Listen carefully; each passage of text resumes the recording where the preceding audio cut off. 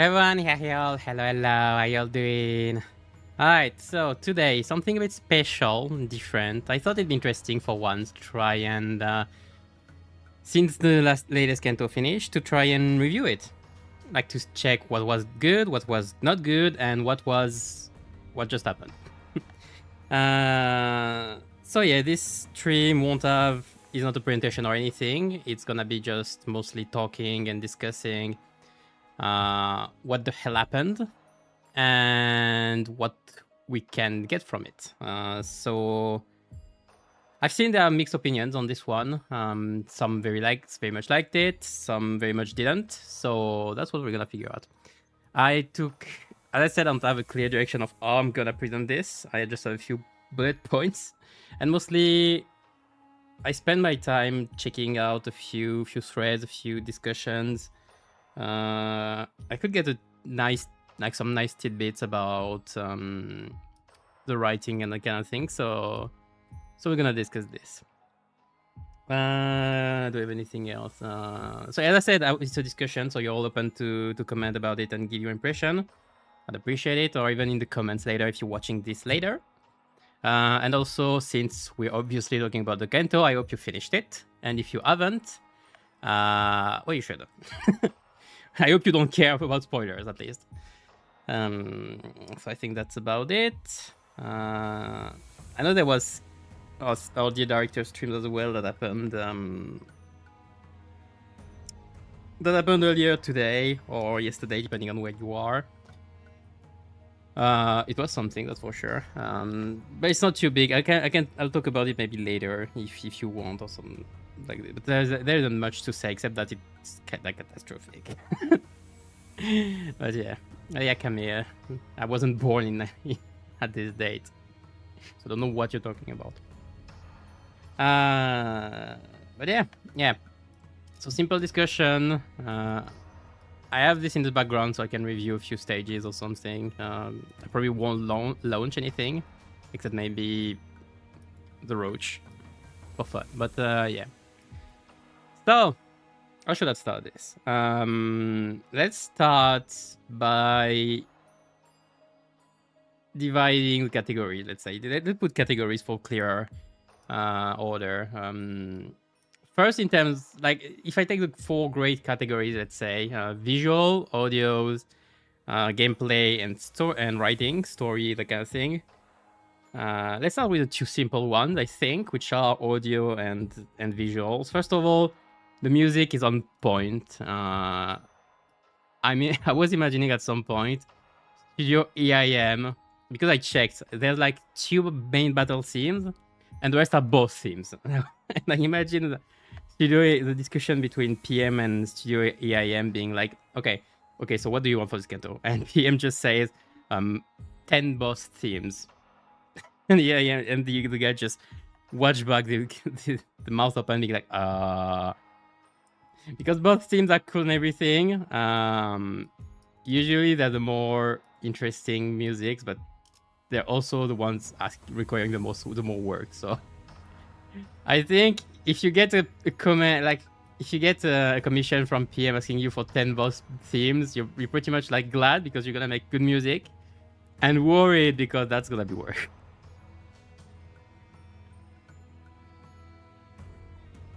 Let's not talk about World War II. No Smoke War 2. Yeah, that's something we're gonna talk about. But yeah, audios were on point. Music were on point. I mean, sound effects, there isn't much to say. Quality is still there. Like the voice acting as well, everything was nice. The one thing I have to say about voice acting, though, I don't know if I'm the only one, but I felt like she was talking extremely slowly, extremely lowly. Like I don't know if I'm the only one who saw that softly. That Lucio was not too high in terms of volume. But anyway, like I don't have anything else to say. Really, it's just there really nothing. It was just good. The music was great. The melee song, I'd say, well, it's a calm one, so it's hard to tell how. I need to listen to it again because it didn't mark me at all. It's just chill, just nice. Like it's not bad for sure, but it's not marking. Let's say it's not impactful.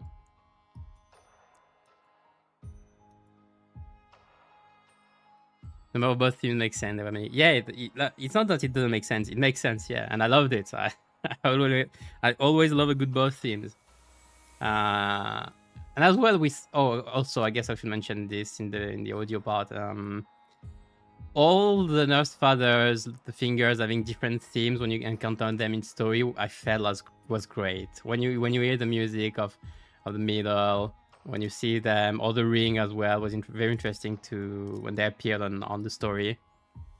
That was a neat touch. I think there was for all of them. I would need to recheck some like Valentina. Some was a bit. No, I remember the Valentina one. I have to say, I like how they gave some. How should I put this? Some themes of vibes for the fingers. Like Pinky seems to be mainly Asian style. The thumb is kinda nightclub-ish. I don't know, the melody felt almost sounded like, I want to say desert like. I was thinking Egyptian like, by being like ding ding ding ding ding ding ding. But overall the vibe of nightclub was fine. They go for it for them.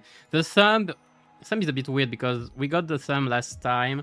Their theme were on like following the Canto, it was Asian, but here it felt more Italian, but even somewhat Western-y, I'd say, with the whistle and that kind of things. It felt almost like Western-y, which makes sense with the dual thing that Lucio got, and maybe Valentina got. I don't remember Valentina having dual like style passives. Where was that fight?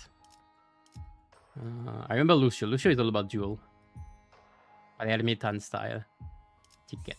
Let me check back. It's all about her dodge, but it's not a duel per se. Well, there is a clash. Acceleration round actually, yeah, here. Like it's during the clash, so somewhat. Because during clash you get more and more power. That was stylish. Yeah, the ring reminded me with the violin and everything of Roland themes. I think we all got that vibe. Roland, more like Angela's theme, I think, because of the violin. Angela is the violin, Roland is the piano. But yeah, overall, you're on point. What I would expect pretty much. 2AM is always doing a great job. Millie songs always good. Not much to say here. Voice acting is still good. I would have to check again Gregor. Though Gregor doesn't... Like, Gregor is often interesting as voice acting because there's like... He's the character that has the most voice lines that are screaming in anguish and terror, pretty much. I'm mostly thinking about stuff like... Garden of Thorns Corrosions, which I loved, and Fire Fist Gregor's skill tree that's still in many people's memories, I think. But I don't have much else to say, I think, about it. It was good overall.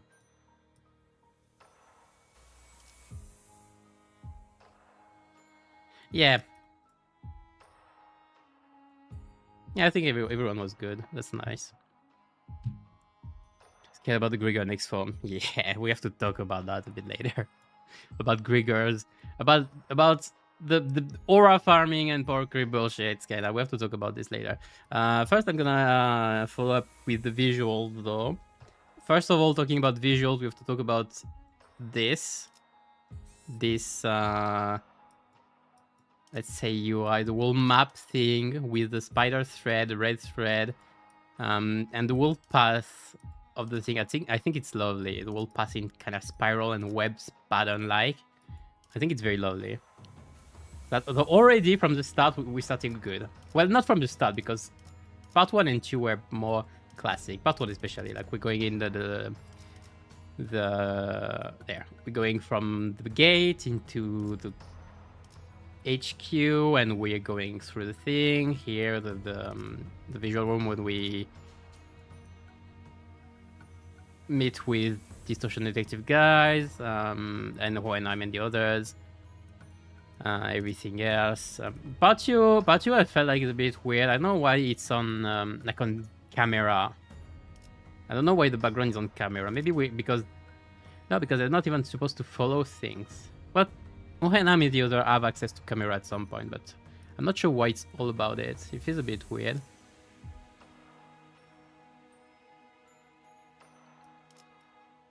It's a change at least. Like, it's not bad. And then you have the whole spider house with the spiders and everything. It's lovely. I need to check something, by the way. Yeah, it's also well done. When I check it more closely, like you have the quarters, separated here depending on the webs. Let's say separation. Like you have the middle here. Here you have the ring, and the fights as well are well positioned. Like you have the whole ring section here. You have the 2 fights on middle here. Here you have the index.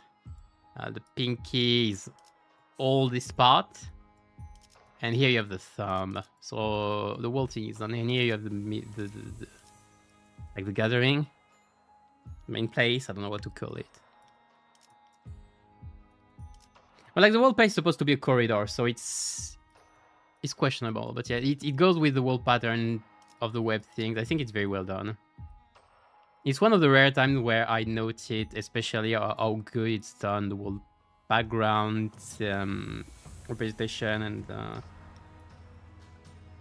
like from stage, like the coherence with stages and background. I think it just proves it's well done. That's just for the map. And like we're living where, by the way? Yeah, we're living back to the HQ. That's where we get every post thing. But that's for the map alone, and the rest of the visual I think were just on point. As usual, the animation and all are great. And it's probably the Canto, like the one thing is it's probably the Canto with the most visuals in terms of in-engine animations. You have a lot of times, not only of the animation in fights, but I'm thinking mostly of the middles when Moses fight the middle. Where is it? I think it's there, Drenched Cosipium. Yes. When you have Matthias actually wrecking Embling Pearl in 931. Like in the story. You don't even have a fight for this, they just show you. And I think that's very nice. You have a lot of those. You have a lot of animations like those. I'm thinking about Sutton Sinclair somewhat. I'm thinking about the thumb part with Gregor. I'm thinking about Matthias being pierced by Moses. And then you have the classic end scene with Ryoshu's ego.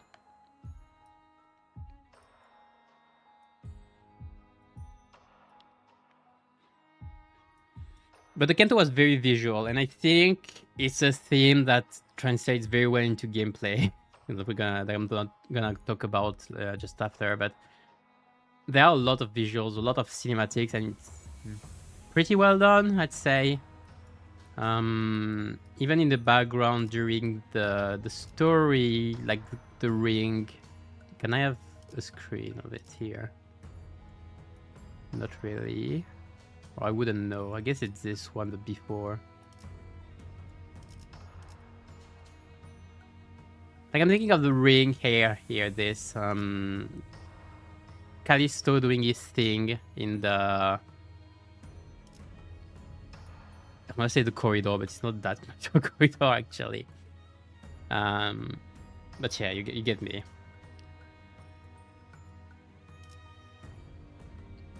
Drenched Cosipium also getting Drenched Cosipium getting a artwork, dialogue artwork was funny as well. I think that's about it for visual. Like it was good. I want to say as usual, but with more of them. I'm wondering where, if I have to think about where most of the workforce went from the Canto, I could guess in the visuals was a big part.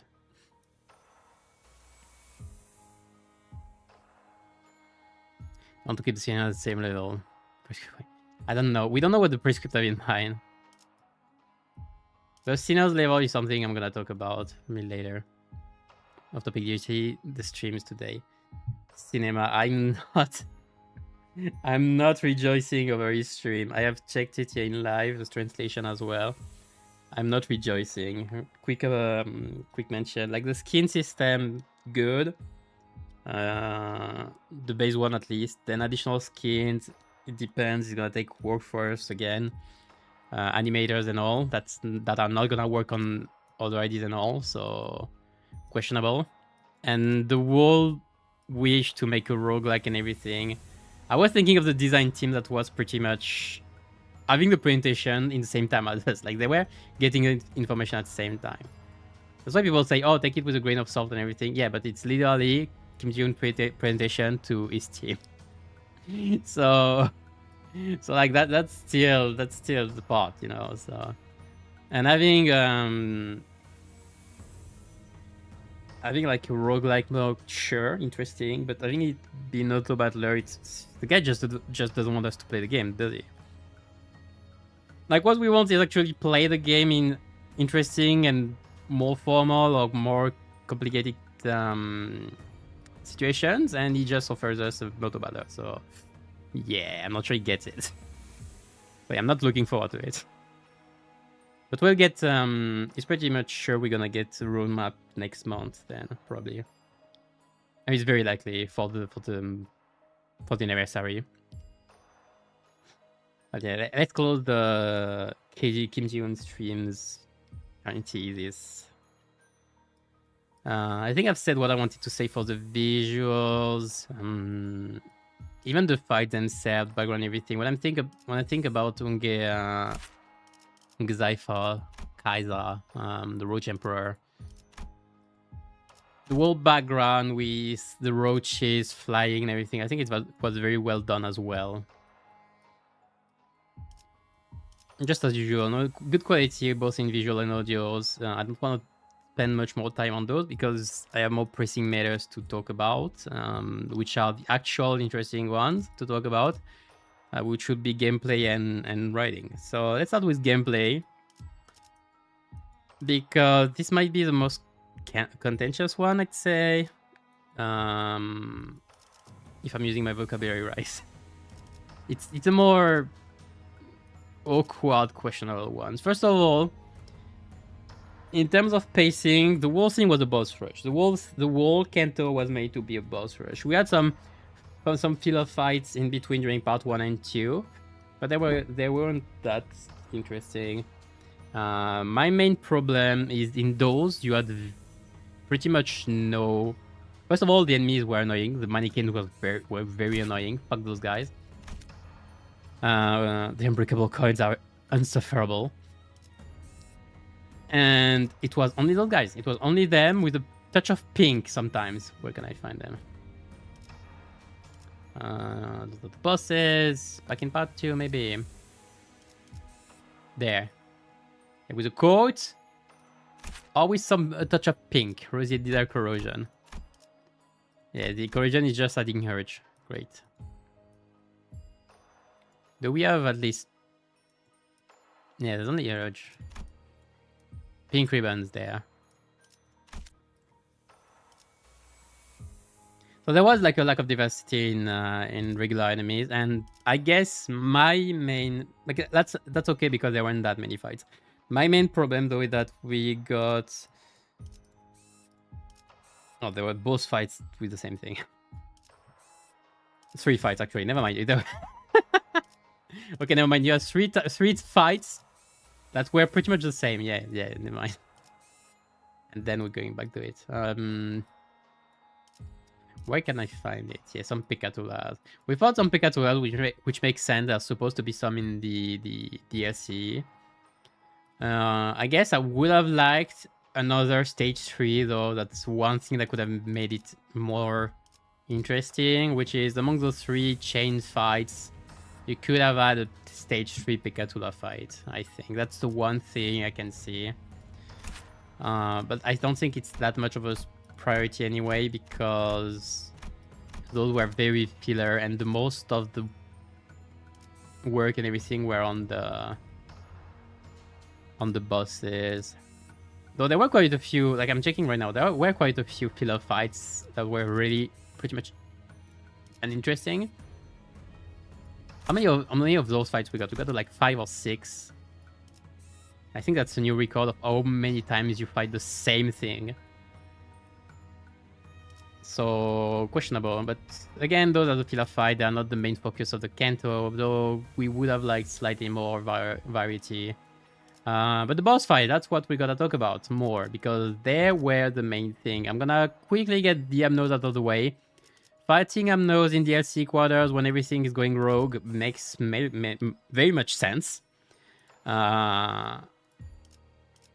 Having them glow up because of the lack of cliff update deterrence is great. Ebony Queen's Apple glow up was insane. I love the new logs as well. Great lore. Reminds me, not just lore, just in general, flavor for how they're dealing with it, because LC is supposed to be like a form of LCB, of Lobotomy Corp, I mean. So that was very flavorful and I loved it, especially because it also gives insight on the gameplay. So that's well done. The glow up again on Ebony Queen's Apple was great. But that's the only one where you actually notice a change, I'd say. Well, there was another one, but that's not a good change, which was the Shock Centipede. Getting this very much secure way of finishing it. That means Shock Centipede always had this characteristic of... I don't remember if this happened before, if he becomes staggered. I think it did. I remember it losing all its charge when losing the shield, but I don't remember it losing being staggered as well. Maybe it has been a while just. I love this. For Centipede, I like the start of the pattern. Like, way more importance on charge with the conditionals, and especially because turn 2 is actually interestingly hard with high rolling skills, and then it's going back to a more regular pattern, charging up. But the last phase, when it's wriggling, the whole thing about the last phase is survive this. That's the interesting part of the fight that makes it unique, is once it's dead, survive for a few turns. Okay, it's annoying to fight regularly, but the gimmick is cool. But this just made the gimmick worthless. You just have to press defense, and you have to... The whole survive fight is... Survive phase is non-existent. So it just made the phase that was somewhat hard and interesting into a very boring, just press a button phase. The only requirement is reading this line. That's highlighted as well. They added a highlight part this Canto as well, which is both nice and worrisome. At least for me. What happens with me when I did it at some point, I mostly focused on this. Yes, that's great. I think it's great for people to read.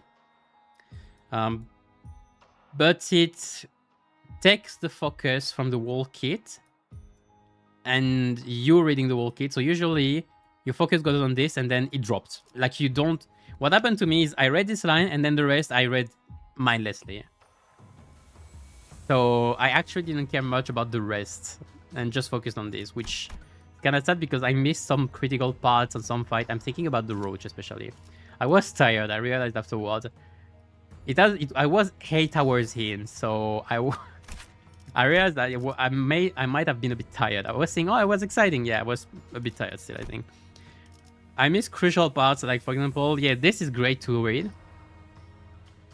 But this should be highlighted as well, I think. That's the kind of thing you have to highlight as well. It's kind of redundant as well to make highlights like this when you already have the new warning system that's supposed to work. Like, it's, oh, take caution of this skill, so you read the whole skill.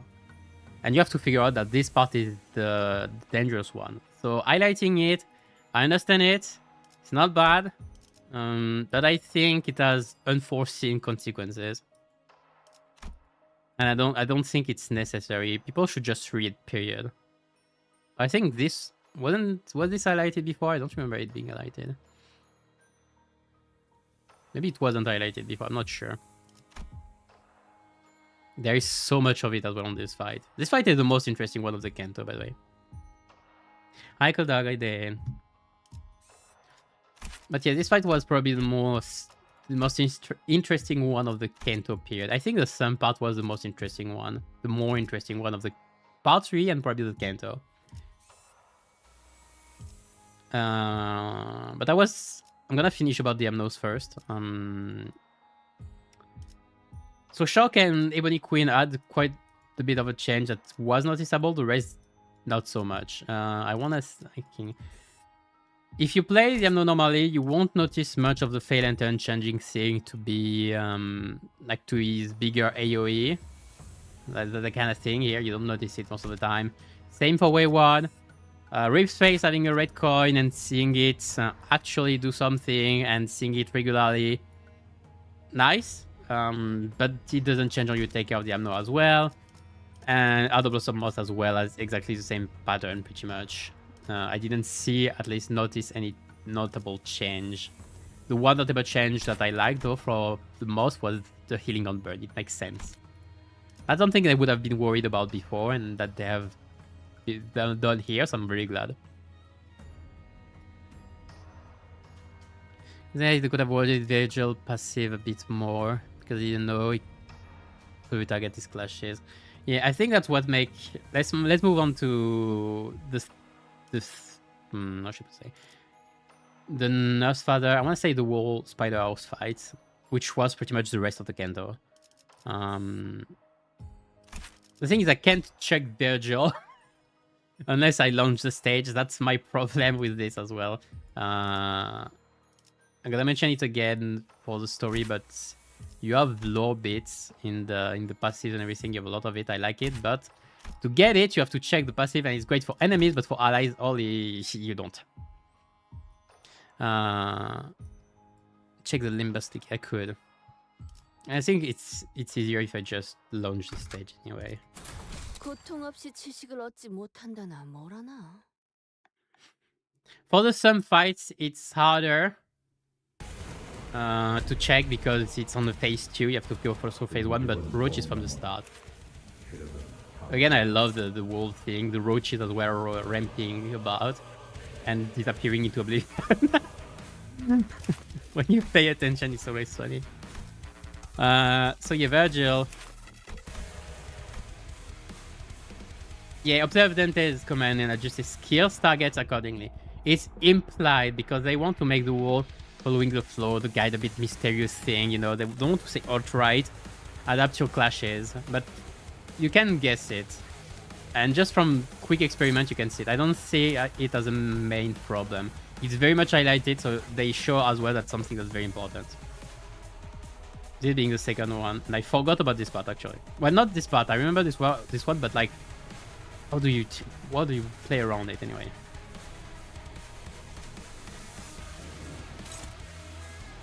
Sorry, I'm vibing with the music right now. Let me go back. So as I said, this fight though is probably the most interesting of the bunch, which is funny because it's the only non-spider House of Spiders one.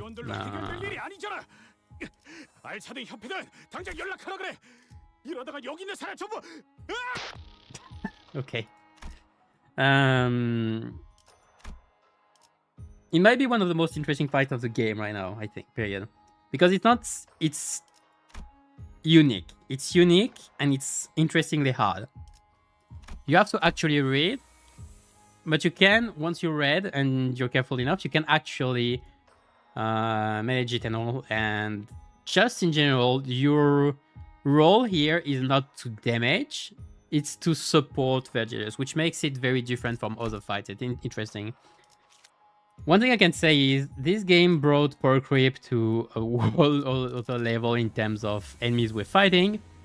But something I said a few times is it's probably the only way you can do fights like the Sum, especially I'm thinking as well of the middle, but the Sum is the one that shines the most. Of fights where you have a big ass ally and you have some control over them. Not all control, but some control.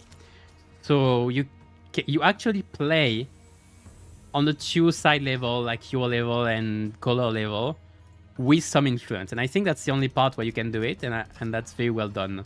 And I said especially this one because you're fighting an enemy that you cannot beat alone. You factually cannot beat with your main sinners.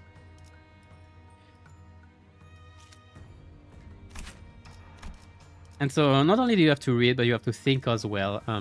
One thing, after checking Reddit and everything, I realized one thing I didn't take into account when I made, when I played. Again, probably I was tired or something and I just didn't pay attention. Is I was using syncing. I was using those two. I was thinking, oh, syncing, I can quickly remove his SP, get his conditional up, remove his roach as well quickly. Syncing's great, I was thinking. But the thing I didn't consider is the most important part of this fight is not syncing and everything. Vergilius can take care of the fight pretty much by himself as long as you support him against the green coins, at least. But the most important part is surviving, and that's the thing I had trouble with. And the one thing I didn't think about at the time, and when I read it, it just makes so much sense, is that most of his skills, he has a few colors. Like I think he has pretty much every color. So like you cannot base too much on sins, except the ones you know you're gonna take, because you're gonna take the green ones and the lust ones. That's that you're gonna take the most damage from, the lust and the gluttony, and they are pretty much all blunt. So going in with not one but two blunt weak ideas was one of the worst mistakes to do here, actually. Which is why those two are actually not good enough for the fight. And this is not helped by the fact that his cliff is weak to both scenes you have to resist. So the more optimal comp here, when you actually think, that's where it's interesting, because you have to actually think about the team building part as well. Would be something like, you're blunt resistant, for example. Like, for example, him with Holiday instead, because Holiday is resisting gluttony and doesn't have this. So you're losing like 2 or 3 times the damage just from doing this. You're taking 2 or 3 times less damage. That's huge. Same for Rodia, for example, that has blunt resistance and that also gains a lot of shield. That's why this fight is very interesting, because you don't have to care just about the mechanic in fight, which I pretty much did, I'm gonna be honest. But you have to care about the whole thing, and it's just a pleasure. It's a very unique and just a pleasure to play.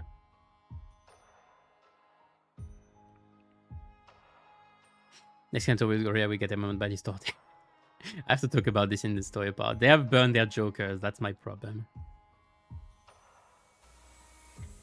Rien's immortality before the second phase, such a bad fight design, like you have the ability to code skill cancel when Rien certain HP, but they just let it through for some reason.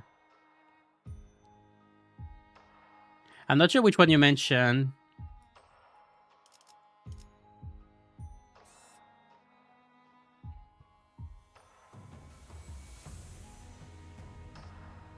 I'm not sure what you're mentioning by letting it through.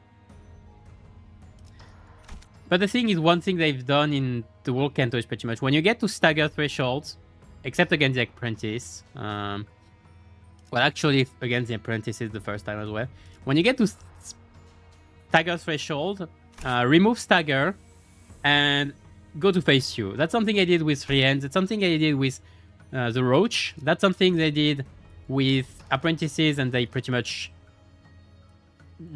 remove them from the fight. Like, the fights with the Apprentices at first were they were interesting, the mechanics were interesting, but the fact that they stop at the halfway point is just boring. Can I finish the fight, please? That's something I had to say with part 1 and 2. Can I just have a full fight that I can actually finish?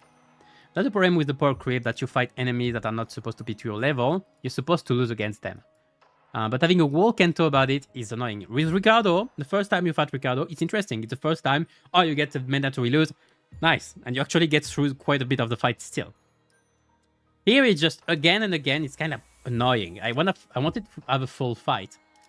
Especially with some, like, Sora, on part 2 with Sora and Shiomi, which are clearly not to our level and just rake our ass pretty much. We have to fight Shiomi again later, where it's an actual interesting fight, though.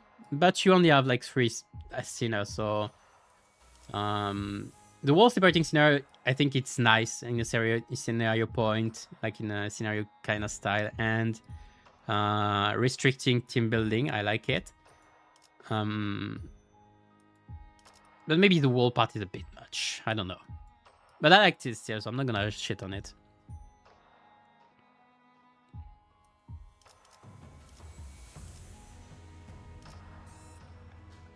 But the whole thing about stagger pretty much being non-existent, it's a good and a bad thing. It's a good thing, I think, because staggers trivializes things so much in general.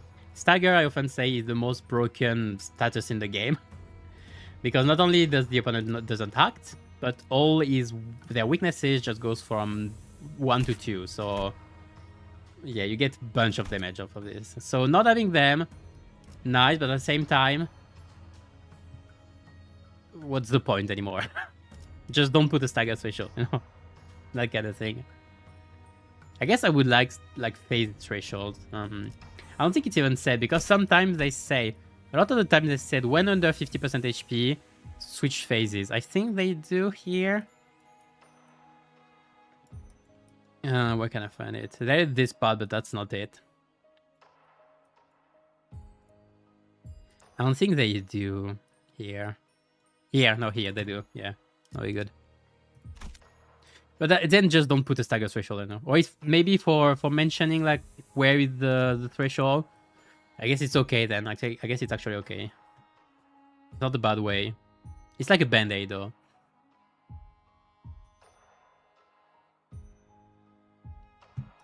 What did you say? Just your DH and potential man. Yeah, they're good. They're good. I've heard potential man is pretty good because one struggle in this fight is the lack of SP as well. Again, I think it's interesting this way.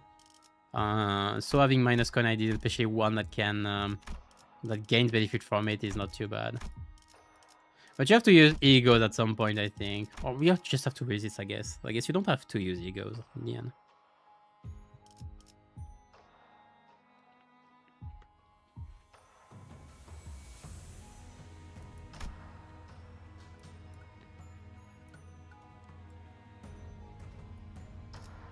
I thought 3 Red's fight still very interesting overall. I mean, it's not hard. I don't think it's hard. But it requires you to pay a bit of attention, and the whole prescript mechanic, you know about it because you have IDs and all. But let's say you didn't have ID, that you would have to discover all of this and pay attention. The whole karma being gained on phase 2 is interesting as well. I like it, both from a gameplay perspective and a lore standpoint. And another thing I like a lot, I don't think we're gonna see it here. It's on phase 2. But having to clash with those skills with the matching type affinities is a mechanic that I like as well. And then remember, sweetheart, only you can clash with this move. That's funny. I liked Zorian's fight. Ren's fight was one of the more interesting ones, I'd say. Even if middle doesn't work against it.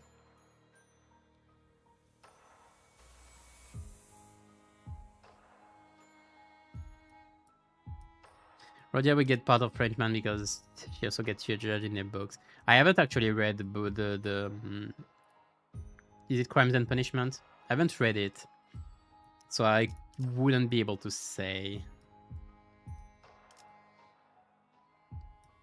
if Rodion actually gets judged in there. But I guess there is this part. But the whole thing about Rodia is a bit weird story-wise because she's meant to not be special. So, I mean, the whole thing about her is not being special. So her having a special part feels a bit weird. Even like Canto was questionable, you know. You need to use any ID, use base IDs and let them tank those range points. Yeah. Oh, yeah. But the thing is, I'm pretty sure, let me check. Base IDs work as well, to be fair, but yes.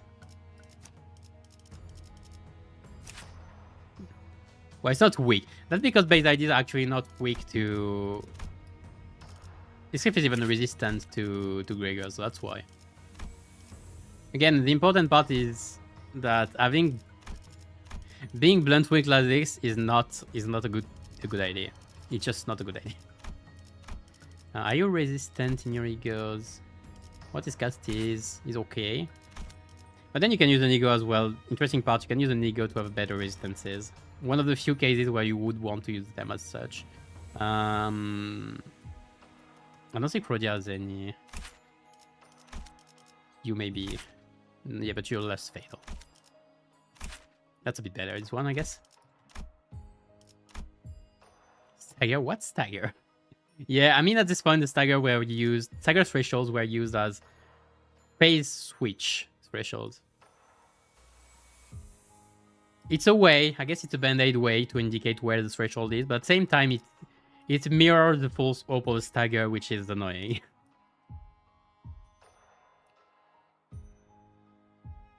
Surprised about that since they done that with Sencho.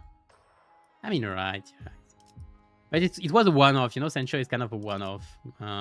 Here it was everywhere, pretty much. The Pinky fight. The Pinky fight was interesting. I liked first Xiaomi fight. Which one was it? I think it was this one, second one.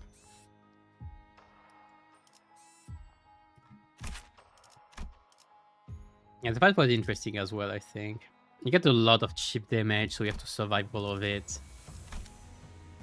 But you are limited in deployment, so it can be awkward.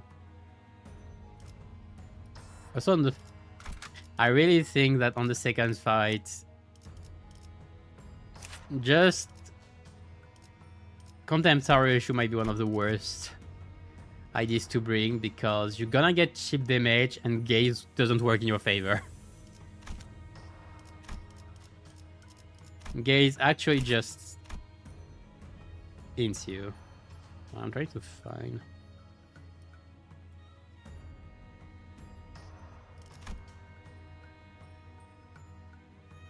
The thing is, I would have to check the skills phase 2 thing. Stuff like this, like deal minus 80% final damage, that's minus 80%, and then with gaze you can do plus 70%, so you're back at minus 10%. So, so it's like you didn't win the clash.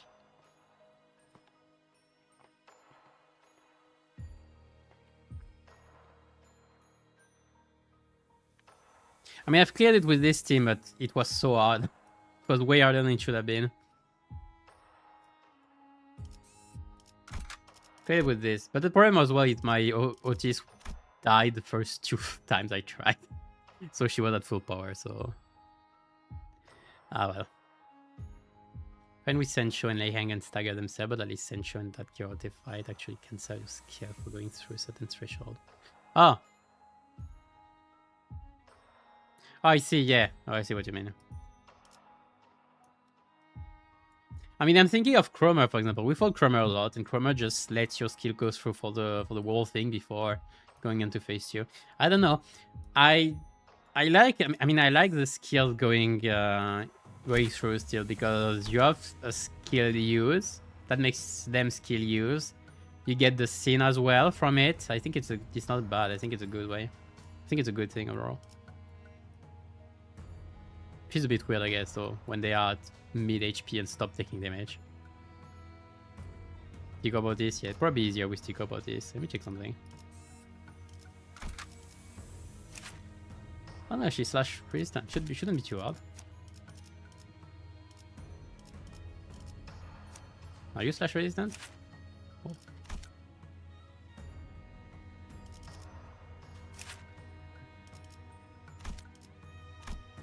I mean, it depends, anyway.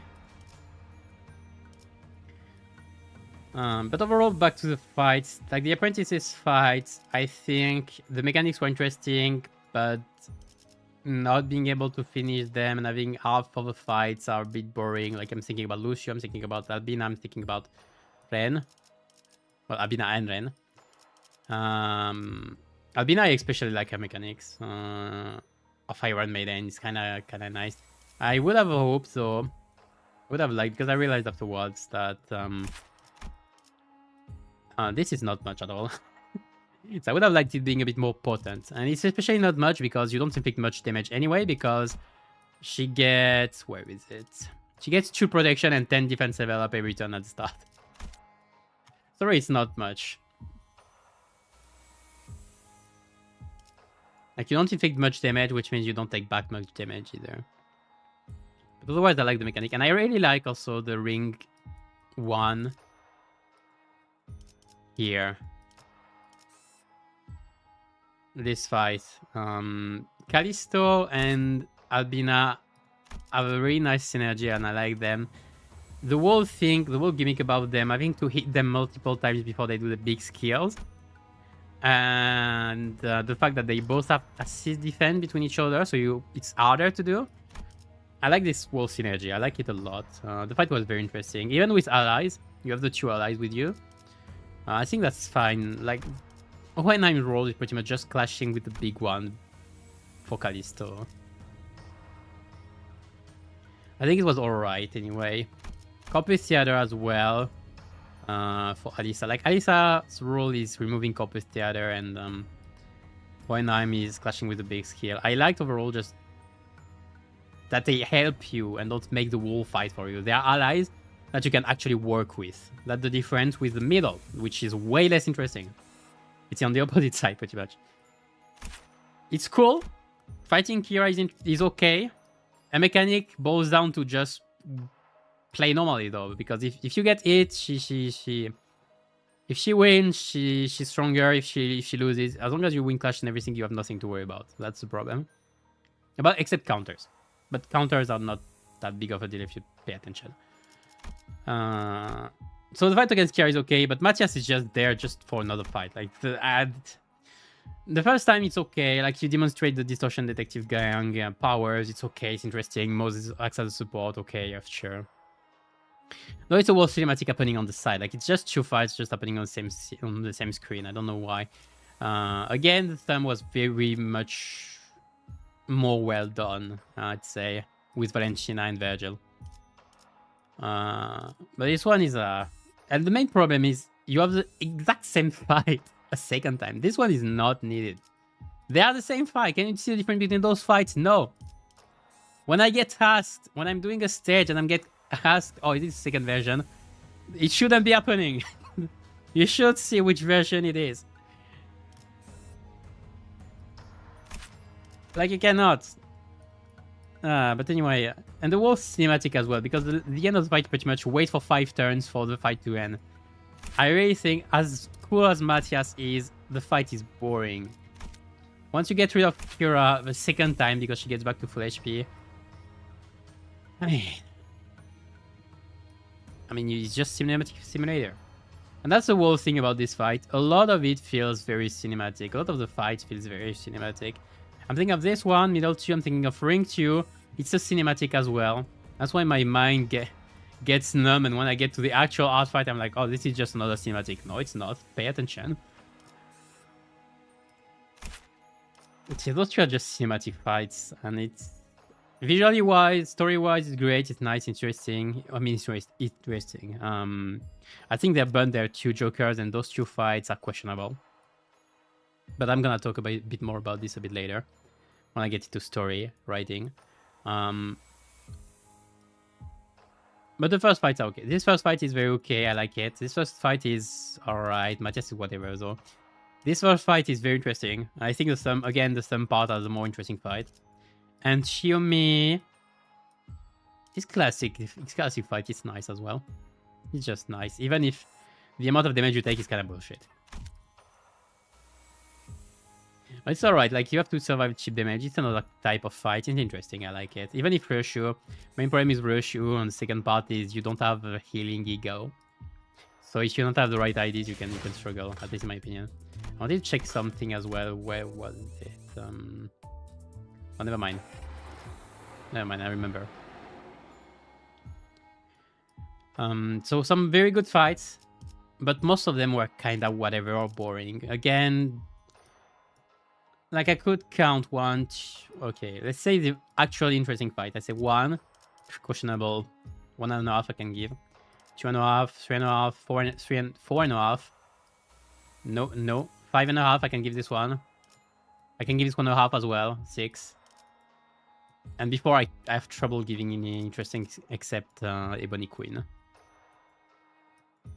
Because when I want to see Abnose, I don't want to see the same Abnose I fought 1200 times in MD. So 7 fights out of the 50 stages.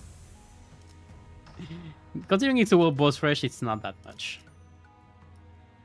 Like Sora is a cinematic hidden. Xiaomi is... I guess Xiaomi 933 is alright. You have to go through the HP still. At least the first time.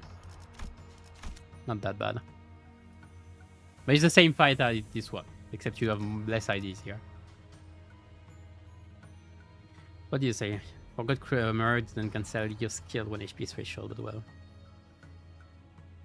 She's in the fight. She's an earlier fight. Let's not... Like, Cromer was kinda hard-ish when you first got to it, you know? Now you don't care because of perk creep.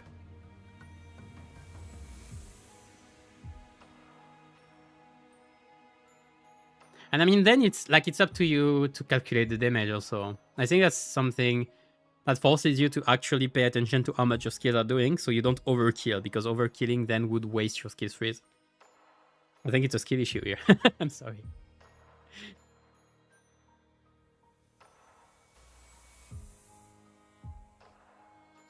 Immediately forgot that they lose the defense if you clash with them. Yeah, that's an important part. That's why the fight is interesting as well. You have to pay attention. I didn't calculate properly though, because the first time I think he had 2 and he lost 1 and he didn't have it. I was questioning it. But I probably didn't pay attention enough, I guess. But yeah, the wall assist defense thing is very good between those two. I really, really like this fight again. Well, not this fight, this fight. This fight is a cinematic.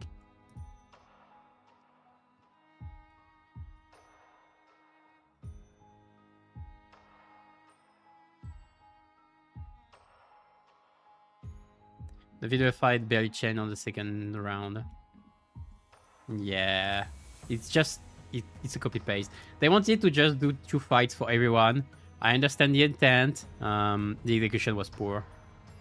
Because again, you could do anything, like having Kira start at lower HP. At least like Albion on the second fight didn't start with their armor, so that's something.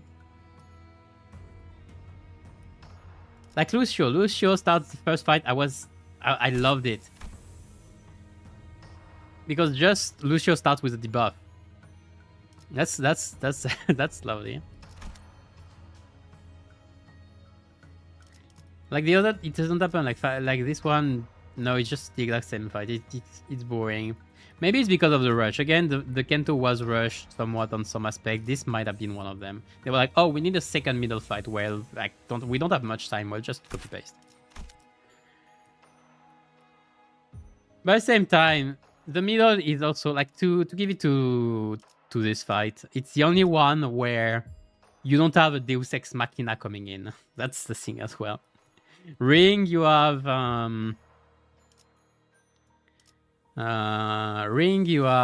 what's his name?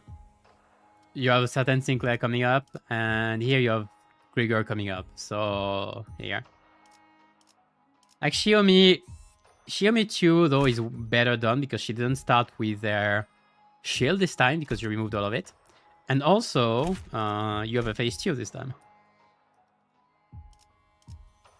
So this one is well done. This one is not. So the gameplay was questionable overall.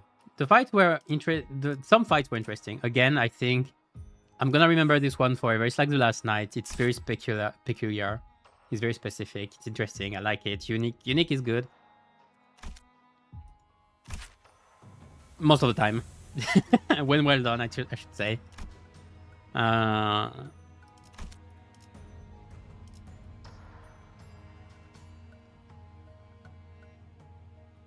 And yeah, I think I've made my point overall. So there were some very good fights, but the overall thing was a bit poor, gonna be honest.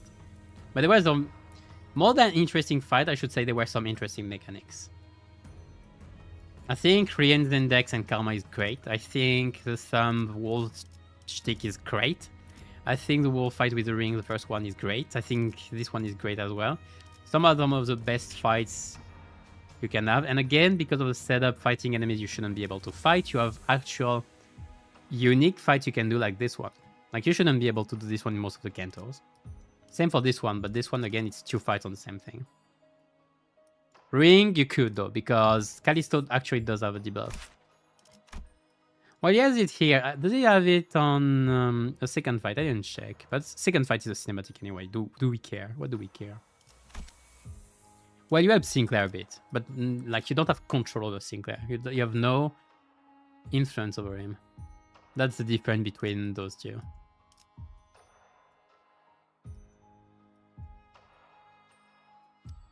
I'm trying to think. I think I've done it, yeah. I'm no glow up was fine as well, as I said. Overall, right. Ebony was great. Centipede was... yeah. And the rest was alright. And Apprentice's fight, like the fights in part 1 and 2 were questionable. I didn't... like, I was left on my... I was left on my... anger. I was still angry. After those fights. Like, those happened barely. Also, she scaled way too quickly. Like, it's hard to fight her without luck. And a really good team.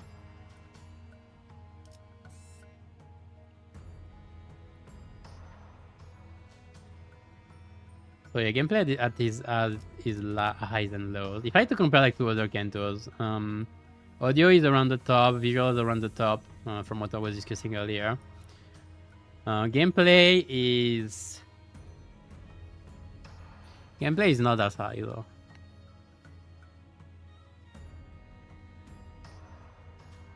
I'm trying to think. Canto 8 was more varied, but it had less bosses. But the regular fights were more varied. Especially in the... well, there was quite a bit of bosses, like in the dungeon. The dungeon in Canto 8 was very interesting, so that's above it, I'd say. Canto 7 probably as well. Dulcina and everything were... Dulcina was a great fight. They were very low. Very few lows. The Blood Fiends... there was a lot of Blood Fiends, but... there were a few differences. It's not that low, let's say. It's not that low. By the same time, it's just a few fights. But those few interesting fights are about the same as other Canto's interesting fights. Because if you have 3 interesting fights here, boss fights here, then if you have 3 interesting boss fights in other Cantos, even if there are only 3 fights, that's about the same then. And like the regular fights here were kind of poor. So yeah, it's not that high.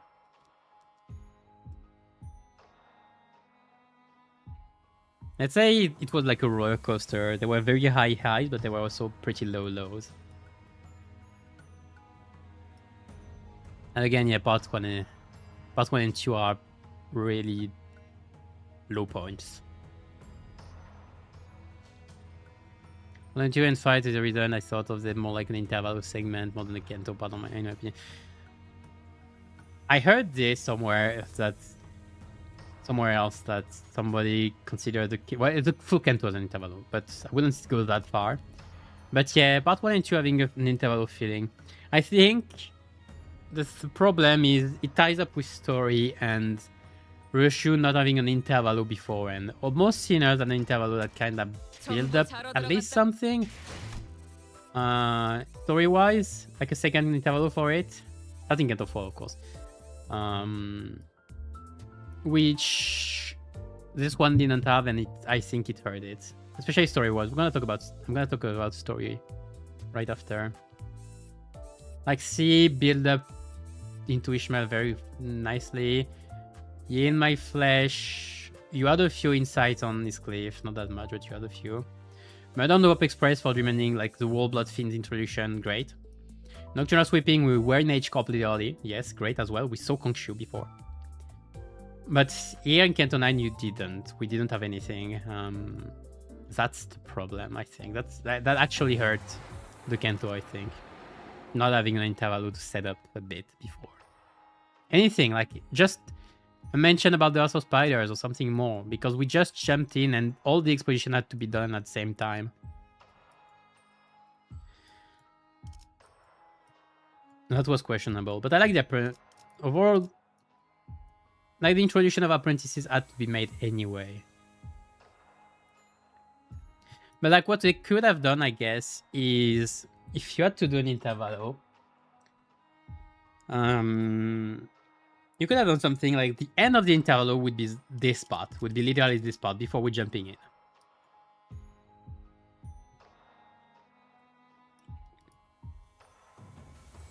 Like we fight with Lucio and Lucio is like the last fight of the interval. It could have been something like this. I don't think it would have been.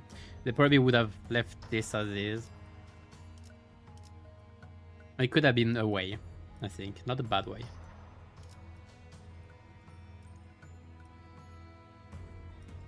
But yeah, a lot of non-fights. That's the problem. This Canto.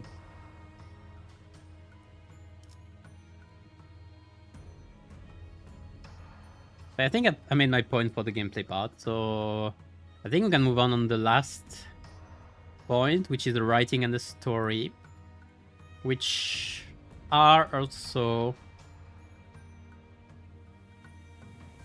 questionable. I'd say it's higher though.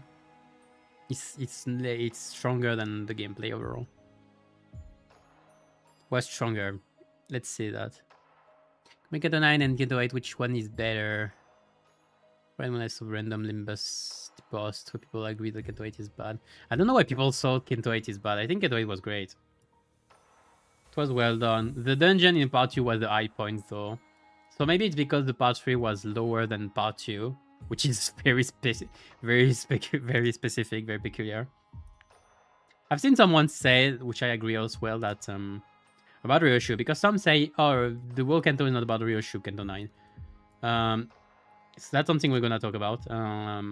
One thing that Canto 8 had, though, and I agree with whoever said it, is that Canto 8, the high point of Onglu's whole character development, let's say, is that I cannot go down.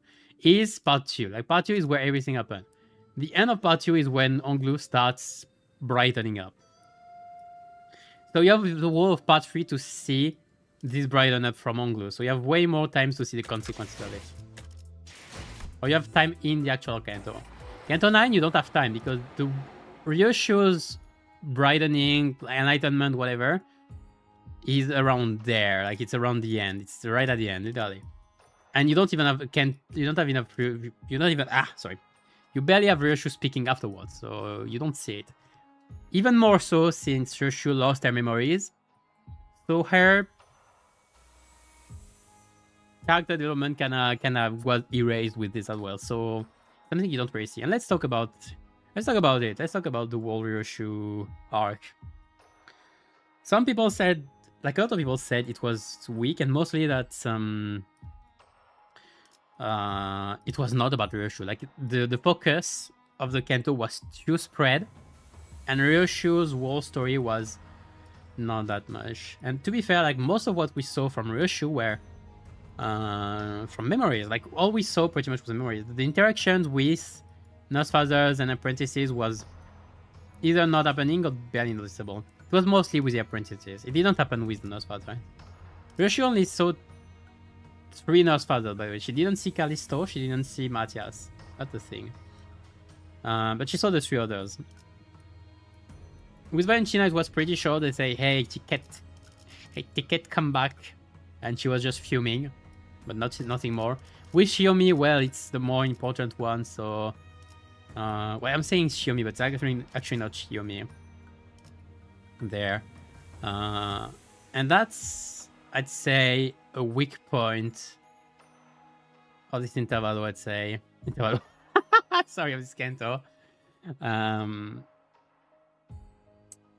Most of the situation here could have been resolved very easily by just Araya saying at some point, hey, I'm your daughter, before being killed at any point. Like the whole thing about miscommunication, I'm thinking about Heathcliff, you know? This Kiss Canto was about miscommunication. It's normal for them and Kathy to not understand each other and it ending up in a tragedy, all right? It's the point. It's the whole point of them not being able to communicate. That's why it's a great conclusion. Everything that is Cliff pouring is out. That's great.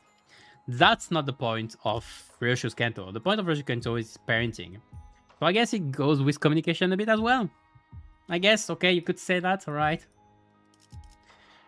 But like, Araya's being entirely made on the image of Shiumi without a single difference from the time we see her to the time she actually switches appearance.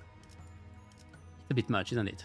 Like, okay, you can say, oh, she was manipulated with Rien. I think that's the main, with Rien, by Rien. I think that's the main takeaway and the main goal, like the main goal. When Araya gets out of the safe, the first person she sees is Rien. She is fuming against Ryoshu for having her abandoned her in a very weird safe and not an unsafe safe.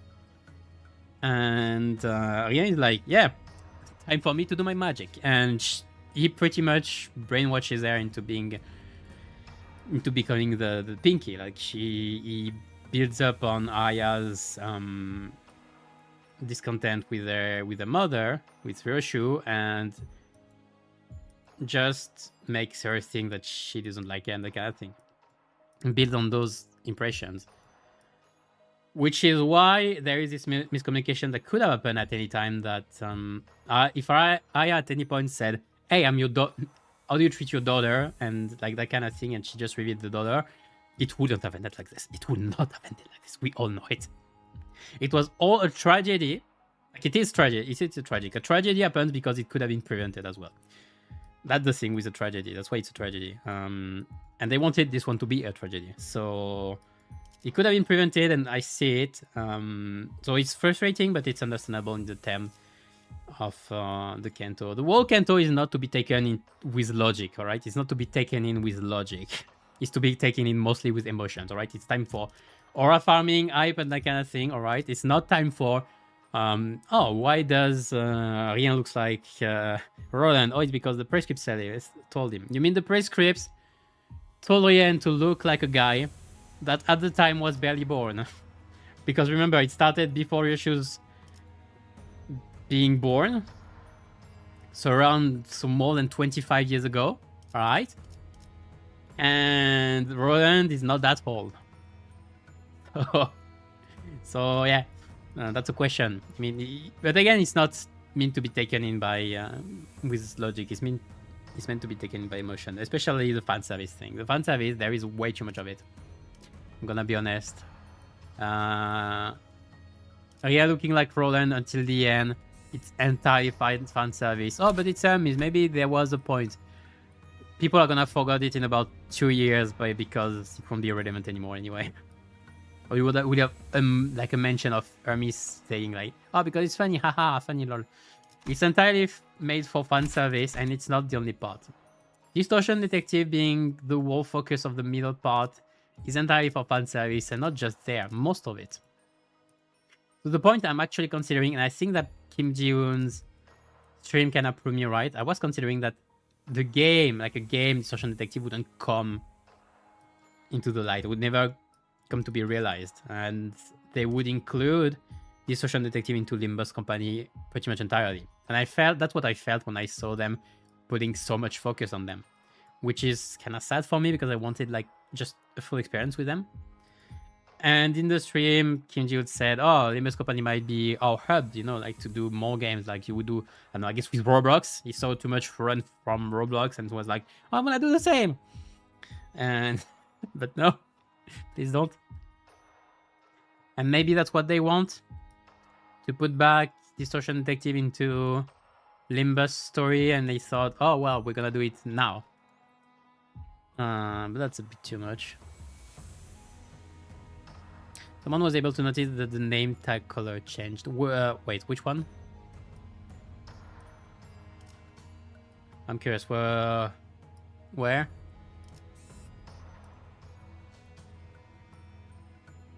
Oh, you mean for Araya, maybe? Like the name tag changing colors is important. It happens when Ryoshu cuts the chain here, I think. Ryoshu's name tag thing changed to a blank one.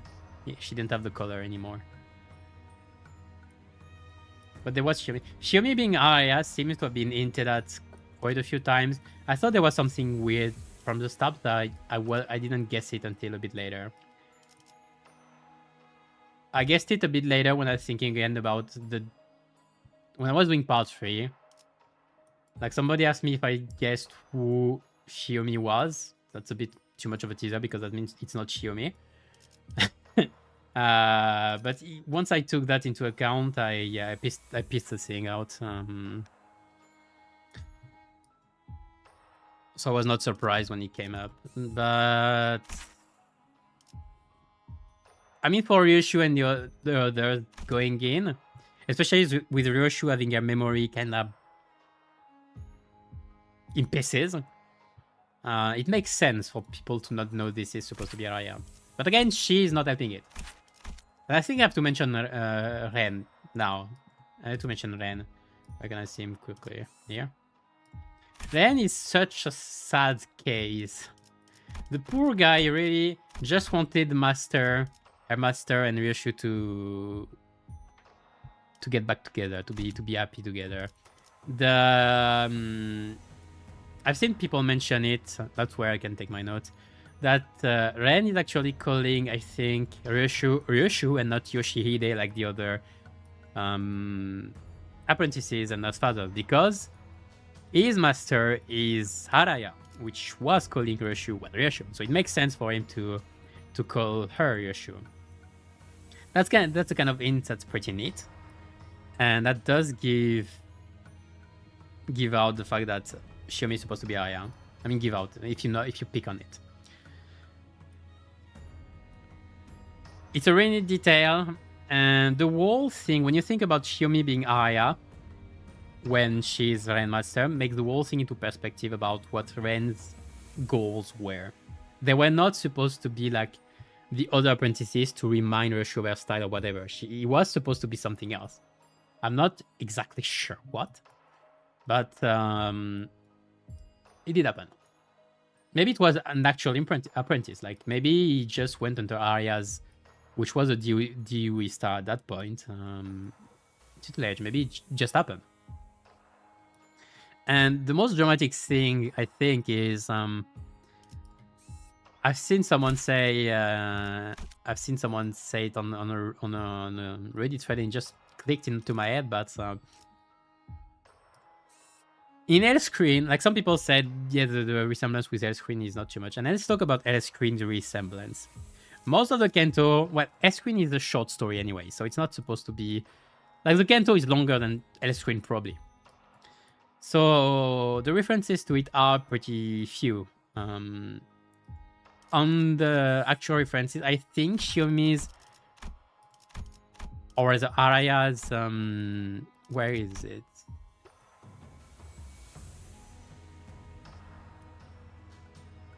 After image entanglement here, the different images you can see on the side. Like here you have the snake. At some point you have like, I think a carriage on fire, maybe that kind of thing. I think it's supposed to represent... There, you see it better. Each stage has a different image on the side, and they better represent, I think, parts of the air screen itself. So that's a reference. But when you think about the whole thing, Ryoshu was supposed to be, in fact, the painting in the end, because Ryoshu is supposed to be like a concept incinerator. That's the point. Why is the reason why it's pretty weak in the end? Because, oh, they want a concept incinerator because it's useful. Yeah, sure. But why do you want to make a human out of it? A human cannot swing their sword around for infinity, all right?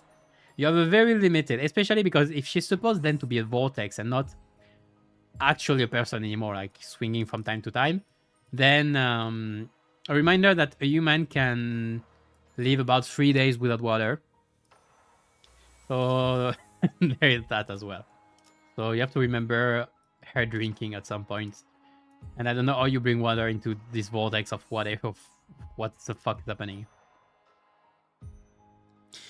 But about the vortex, so if you consider Yoshu as the painting, as the vortex of Muga, as the actual air screen painting and whatever, the realization of the art, Rien as Yoshide in the book, so the painter actually making the thing, and Lord Orikawa as the fingers commissioning it, it makes a lot of sense in the end. That's something I kind of picked on, at least that's something I kind of guessed when it was mentioned that the fingers commissioned the House of Spiders to do the thing, to do the realization. I thought like, well, aren't the House of Spider then Lord Orikawa? And then it makes sense for the rest to happen. Especially with Rien, just detachment with everything, and just realizing the piece without caring much about his daughter or whatever. When you consider the end of Hellscreen, I guess spoiler for those who haven't read it or something. I haven't read it, but I know the story a bit. Mostly the last part, which is that the last piece that Yoshide needs to complete the what's his name? The Hellscreen is to see, because he can only paint what he can see, what he saw pretty much a bit, a woman being burned in a carriage. All right, that's the last piece. And Lord Oikawa said, all right, I'll give you a carriage burning with a woman inside it. The thing he didn't precise was that the woman inside it was actually Yoshide's daughter. All right, that's the tragedy, right? So Yoshide sees it, paints it anyway because that's all he can do or something, and then hangs himself, and that's about it. If you take Rien's into thing, he's asked to do the air screen. He does the vortex of Muga out of his own daughter. Literally, the daughter is the vortex. And he finishes by putting a sport into his head or something. It might not be that bad. I was thinking maybe the prescript told it to simulate it. It's not impossible we see him again. I doubt it, but it's not impossible. But yeah, that makes Rien as Yoshide have a lot of sense. And it's a double meaning as well, which I kind of like, because Ryoshu is the one as well crushing a daughter into the vortex of Muga, like completely splashing her into the vortex as well. So the daughter, both daughters in the end are taken in the vortex in the end. So it's very symbolic and I like it a lot. It's even more symbolic and I like it even more when you think about Ren ending up as well being cut after Araya. And it could be reminded of in the book, in Hellscreen, I think there is a monkey, Saru. There is a monkey that actually jumps in the carriage in fire to, I don't know, out of compassion with the daughter, because like the daughter found something.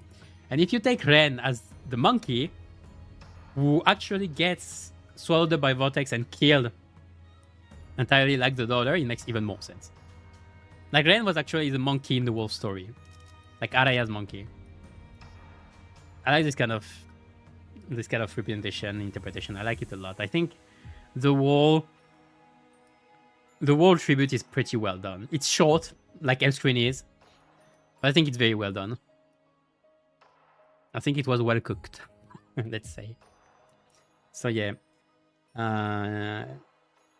So the wall link with Hellscreen was weak, while weak on few side. I think the few it had, the bit it had here and there was very interesting and well written. But talking about writing, one thing I think is that the Nurse Fathers, and just in general the characters in this Canto were very well done. Both the Nurse Fathers and the apprentices were very interesting, I'd say. The one that were done dirty were the Ring, but I think Rien is a very good character overall. Even outside of Hermes pretty much having fun with him, making a parallel with Roland. I think the whole last scene, especially with the waves, hit pretty hard and defined his character very well. Just being a guy being carried on by the prescripts, building something and then destroying it, and how do you think the waves feel? They feel lonely. That hits so hard. I think it just represents the thing very well. Rien as a character, I think it's very well done. The other are very well done. The Nurse Father in general. The whole shtick about Nurse fathers, each representing different kind of. I'm gonna put it in between very big quotes because I don't like the term by itself, but bad parenting, because it's like there is good and bad parenting. You know, it's like there is a book of parenting for the big toe that just tells you how to be a good parent. So like it's not the limit between what's good and bad is not easily defined. Some are clearly bad though. Like some have been made to be clearly bad from the start. Like Valentina's physical abuse is just too much and doesn't bring anything anyway. It's just harming the daughter, that kind of thing. Such is bad parenting, that's clear. I think some are less clear though. For example, Matthias for a while didn't seem clear. And it's just at the end when you realize, oh, he's actually a child who cares about his toys, and when he doesn't care about them, he discards them. So he sees his children as a child, as a toy. So yeah, there's this kind of thing. I think the themes overall are pretty good and well brought up. Callisto being the one that wants to make his daughter on his image, like actually artist, and to be able to share everything, to share opinion and that kind of thing. To have what's the term? Not a friend, but not a coworker. Is that what's the term I'm searching for? Hold on, give me a sec. My English is leaving me.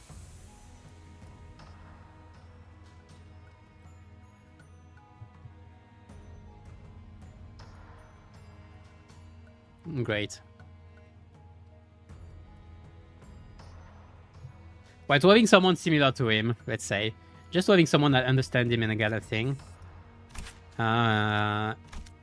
So it's based around the whole shtick of just having your child be what you want it to be, like put your desires and everything onto them to become, and not just taking into account what they actually want. Though, like if you take, I think it wasn't put forward too much, because if you take it into account, like what I took from it a bit is that Callisto at some point says, when she sees Roshu having different opinions from him, says, "Hi, I'm like, he's glad that they can have different opinions and argue about something." Like for a while, I could have interpreted it as he's making his daughter be able to think, you know, like having her own opinion and that kind of thing. It's not technically what's supposed to be conveyed. But that's how I kind of took it for a bit. Like, let's say the reading was actually doing art. That's something I say about the fingers and how redeemable they are. Let's say they were doing innocent art. Like they were doing just painting and not body horror or anything, alright? And he was just teaching his daughter about how to do painting and that kind of thing. That'd be cute, alright? And I think in the end, he's just the best teacher, because what you remember anyway from Ryoshu is overall a passion, between quotes, for gory art. So he's the one that embedded the most what we thought of Ryoshu beforehand. Like we didn't think of Ryoshu much about their sword play, a bit, but not that much, but mostly about how she was. So he is the one that defined her, one of the most, I'd say. So I think he was done a bit dirty on this, because he's really kind of in the background compared to the others.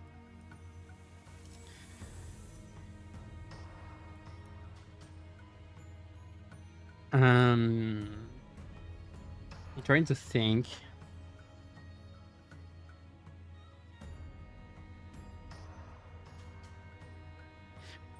Yeah, I think he could have been done a bit better. The character is great. I like him. I like all the Nurse Father in general. Matthias as well. Valentina redeems herself quite a bit. Not on if she's good and everything, but as an interesting character. The whole thing about her being actually like a fallen hero. That's the way to put it. And how a character is defined by her actually caring about her children. Let's say when Lucio actually gets killed, she's actually distraught about it, but it's just her way of expressing it is very messed up. And one could attribute it And I find it interesting to the fact that she participated in the smoke war quite a bit, it seems. It's even this. Like, she was promoted to Sodo Capo and just was brought down so quickly. Like, she's a shame. And if you consider it as being a consequence of the smoke war, like, she kind of lost her mind and lost herself into alcohol and that kind of thing. And she just knows now to treat others with violence and that kind of thing. It makes sense, and it makes her character way more interesting than just drunk mommy, you know? Whoops. Clicked on the wrong one. That makes one of the most interesting codes for Nosfather, I'd say. The whole relic thing flavor text kind of helped a lot, I'd say. Same for Matthias. The whole flavor text helped a lot, which is probably why Callisto is a bit weak, because it doesn't have anything. Something they did, I should mention it now, something they did quite a bit in this Canto, and it's not the first time they're doing it, but it's the first time they're doing it to this extent, like way more, is flavor text into the passive and everything. I like it. It adds up to characters without... I think Alvin has some. It adds up to the characters without taking much space in the story, which I think is nice. It's pretty much for the fans, you know, the ones who actually want to dive deeper into the lore and everything. They just have to read passive and everything. I like it a lot. My only problem with it is I would have liked it being on a more easily accessible interface. Like, it's okay for some of those, like you can just check this, but then you have to check every passive, and some are actually hard to find. Where can I find it?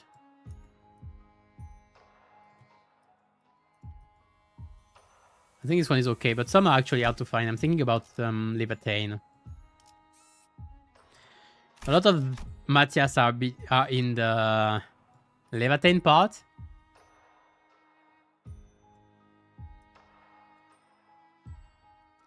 This one is alright. Because there are a few phases of this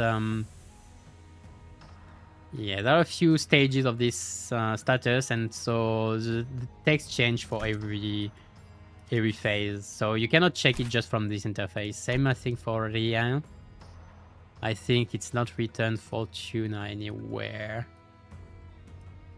Yeah, Karmic Consequence Fortuna is nowhere in the base thing, which is an important bit.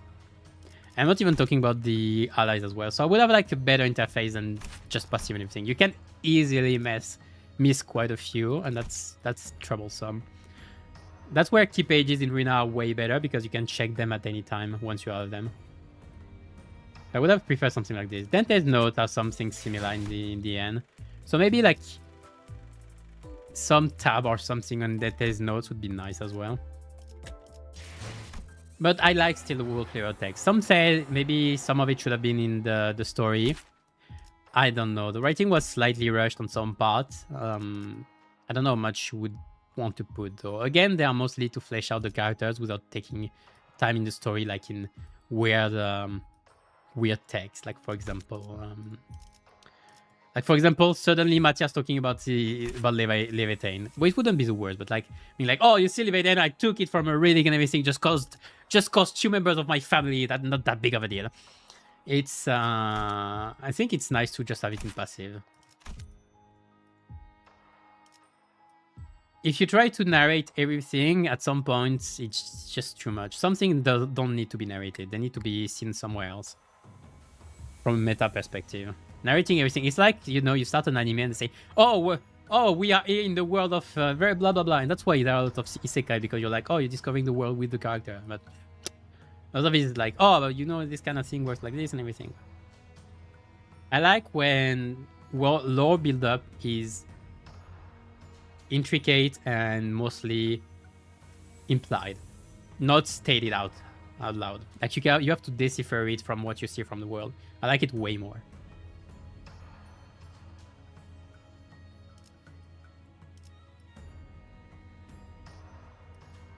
Not knowing that your skill can be redirected eventually more interesting. Yeah, I can see how.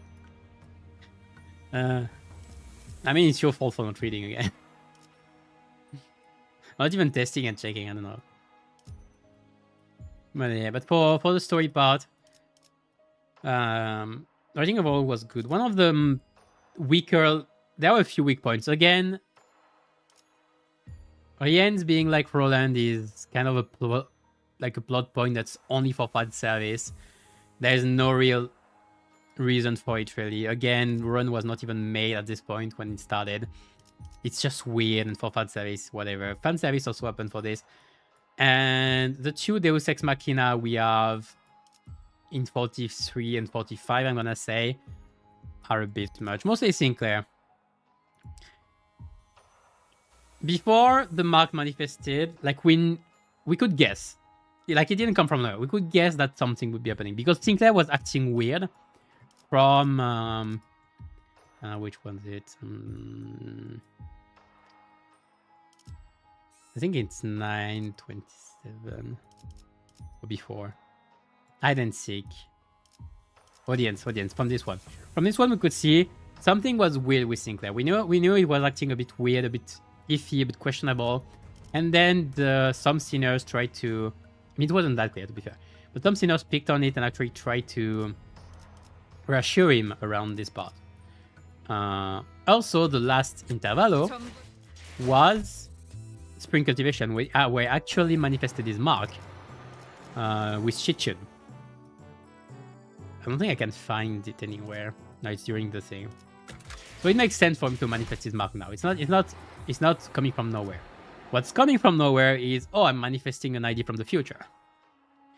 Because it's explained as well, oh, it's the power of my mark, you know. The one thing that bothered me though is that, from what I remember, his mark manifested in Spring Cultivation, and there, what happened is, he was stronger. So I thought, oh, that's the power of his mark, making it stronger. So why does this suddenly invoke somebody from the future? That's a bit questionable. And the whole ending is just that it's for over farming and hype, you know? It's like, oh, Sinclair insane, smoke wow. And it's more fan service on top of Rien, on top of Destruction Detective. It's a bit too much. And what happened with Gregor is not that far off. Oh, like Gregor is manifesting his potential and everything. Oh, look, Ungezaifa, Kaiser, insane. Well, it makes for a great fight, at least. This doesn't, so.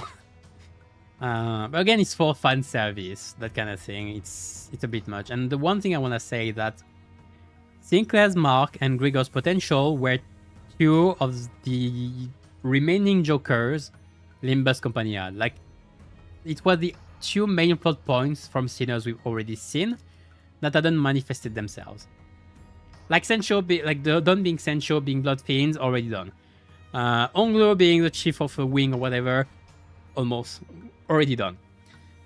Heathcliff having Wayland, already done. Yisang having wings, kinda already done.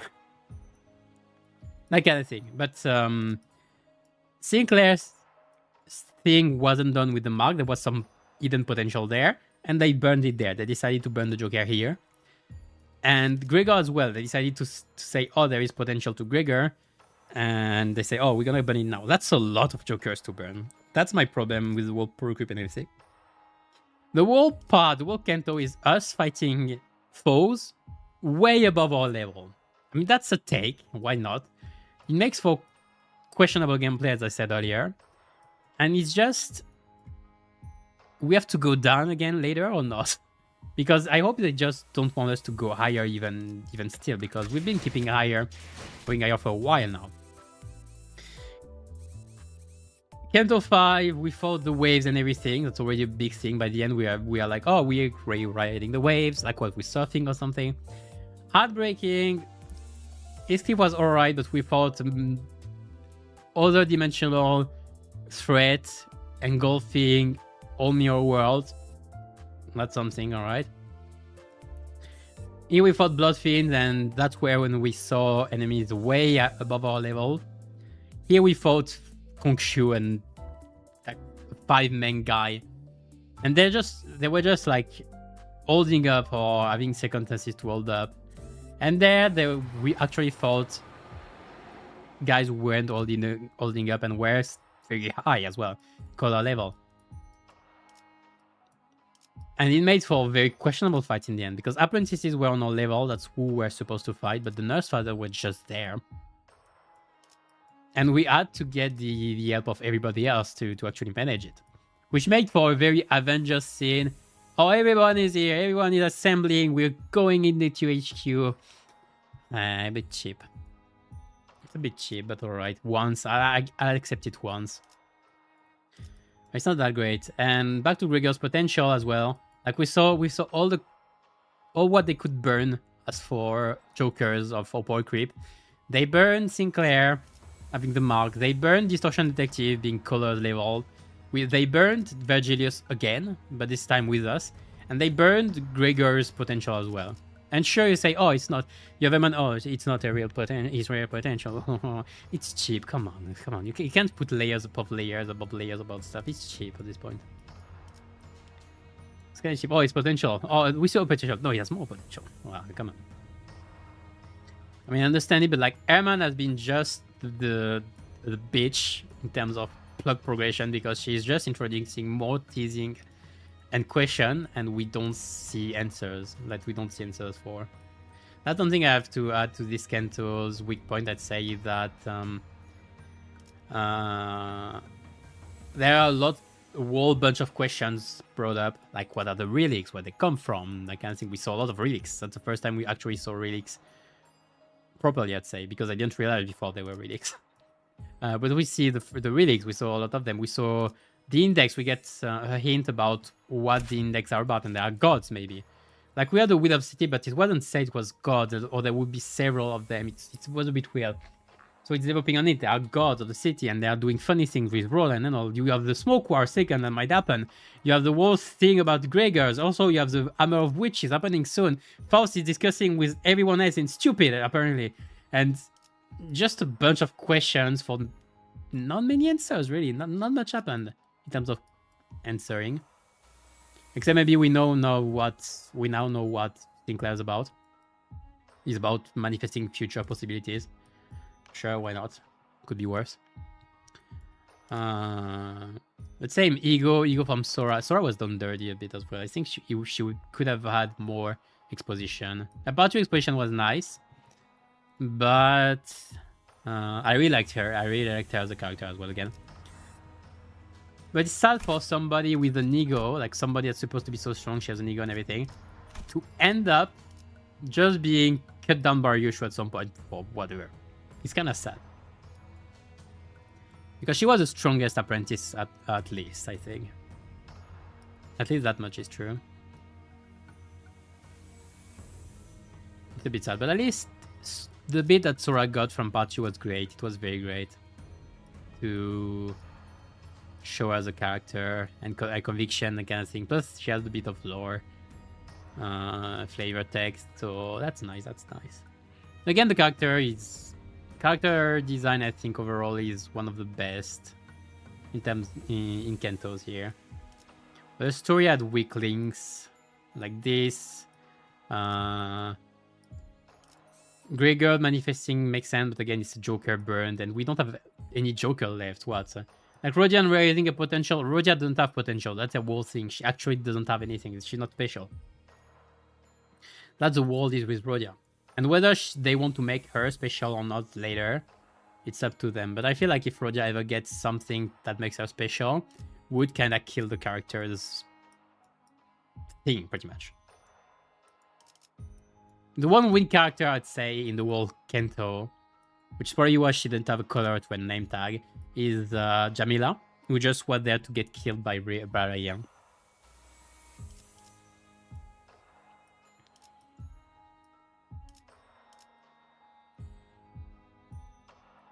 But otherwise, yes. I mean, the Distortion Detective characters were already fleshed out, and same for the SC crew. So we saw more of them, so that's great. Maybe even a bit too much at times. Again, Ryoshu's focus I didn't mention it, but yeah, I barely mentioned it, but yeah, Ryoshu's focus on the world Canto, yeah, was indeed a bit weak.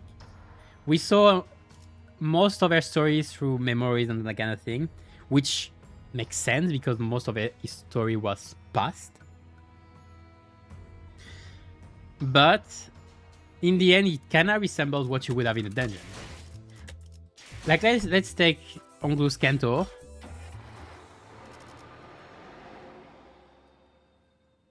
All of the reminiscence and everything happened mostly in during the dungeon. There were a bit before and everything, but it was mostly during the dungeon. So most of Ryoshu's character, which could have been confined to a dungeon like Onglu, was in the whole Canto. Like, it was the whole thing that Ryoshu had. It was their memories. And for other characters, it was just a dungeon, the memories.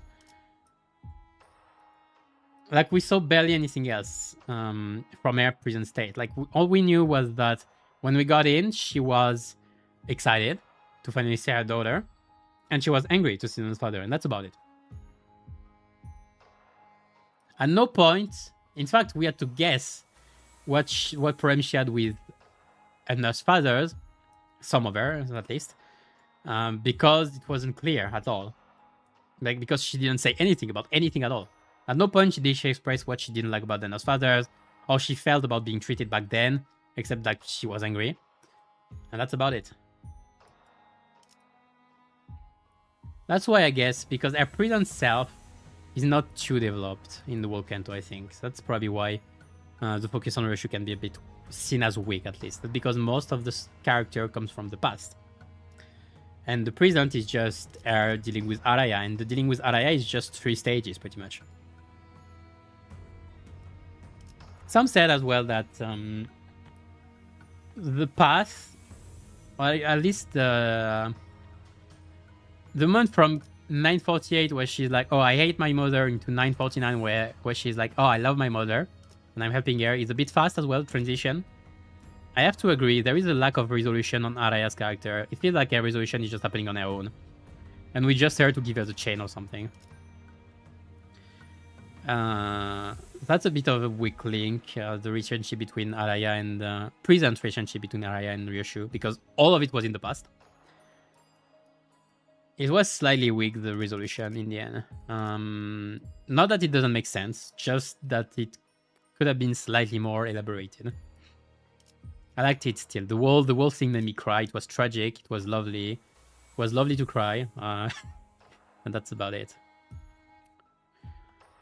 What else can I ramble about? About Araya and Ryoshu, I said it's tragedy that could have been not happening. Yen's character was very well done in general. Then, let me check my notes. What else can I talk about? Valchina character and downfall I talked about. Shiomi actually caring. Oh yeah, past Shiomi was interesting as well as a nurse father, because she was one of the only nurse fathers to actually, maybe the only one, to actually care about Ryoshu's future, you know, and what Ryoshu would become. Because she was distancing her from Ryoshu, and it was halfway, well, it was half because she was sick of it. Like, she got, by obligation everything, she got the shine and it just drained her of everything. So she put the frustration back on Ryoshu halfway, I think. But I think there's another half that cared, and it was maybe subconsciously putting Ryoshu's off, trying to put as much distance as possible between them, because she said from her birth that she didn't want Ryoshu to end up like her, so bound by obligation and everything. Nice. It does go pretty well, I think, with the Pinky in general being the most redeemable finger in general. Like, a lot of characters on Pinky can be pretty nice. What we got from Pinky right now are Lei Hang. Well, he got to glow up at least. That's funny. he was brought in just to make a link or something with Ryoshu's past and teachers in general. Yeah, it was okay, I guess. It was nice. It was nice to see him again. The ghost part was interesting, though. I liked it. So we got Lei Yang, we got Kongshu, we got Zilu, we got Diri Star, and we got Ryoshu as well. So among all of them, sure, the morals are city-based, so not that great. But they are kind of the most redeemable fingers so far. Like, they're not a crazy bunch. And the Deer Star again, so Shiomi. Like, that was really nice in the way that she wanted Ryoshu to not be like, yeah, so she actually pushed her the most she could. And also because she was actually frustrated. I think it's both. But yeah, Shiomi as a character was interesting then because of this as well. But the whole mix up with Araya is slightly forced, I think. It's slightly forced for the tragedy of it. So because because it's for the tragedy, it's alright. But yeah, it's still tragedy. I think I got what I wanted most to say from Shiomi. And where do I have? Ren being the monkey is something I mentioned. Roach Emperor, difficulty and resistances. Yeah, I mentioned it already. I'm glad, by the way. I'm glad. I was kind of scared. After seeing this, I was kind of scared. Oh, are they gonna nerf it? Right? I was wondering, would you nerf the fight? I was scared because it's actually hard. I was thinking, oh, they're gonna nerf it. They didn't. They didn't. I was surprised that we didn't see an actual nerf for it. I'm not wishing for it, though there are a few things I think they could have done to, if they wanted to nerf it without actually diminishing the difficulty too much. I had 3 ideas. One was giving another way to remove the pest, because it's the most annoying thing, not only because of the damage that removes the shield, but also because every skill gains so much of it on phase 2, it's insufferable. So it could have been like just another devouring skill per turn, like 2 of them instead of 1. So you could remove it from 2 characters at once.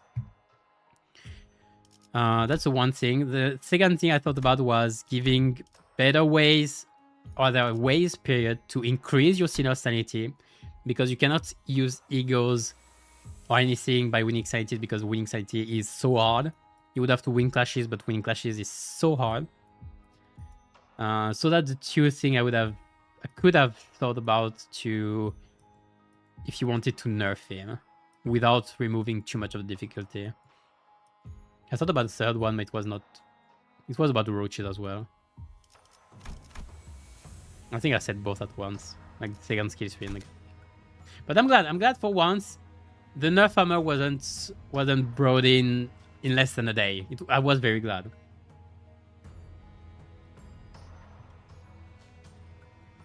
So what else did I wrote? Yeah, right. Araya and Ryoshu's communication. Yes, I wrote. The ring undercooked. I feel like the ring most biggest thing, especially with Callisto's thing, is just the shock factor. Oh, there's the ring, they do body horror. Oh, it's shocking. And I think that's about it. That's a problem. Albina was way more interesting. I saw someone comment about Albina being one of the more interesting apprentices in the way she treats Fascia. Because Fascia is supposed to be part of it, like the rest of her body, but it's also supposed to be a friend. The way she described Fascia is supposed to be like a friend, pretty much. So the sad thing is pretty much she was able to be her only friend. Her only friend was herself, and the way she makes friends with the education she got is to take parts of other body and put them into Fascia to know each other. Which makes her like an actually lonely girl searching for a friend, and that's lovely, but it's a ring, so it's messed up. And the problem with Calito is as well, like most of his parenting and everything comes from the shock factor of being the ring, and so making body horror, especially you going to the suffering as an art, which is not that great. But as I said, Callisto might be the better teacher in terms of just learning stuff. Maybe it is the shock factor actually. But yeah, maybe, but my parents, better alright teacher, I guess. What else do I have? But again, like, you don't have much from it. Like, you don't have text, you don't have anything. Yeah, that's the most of the text. That's his tibia is his magnum opus. Yeah, great.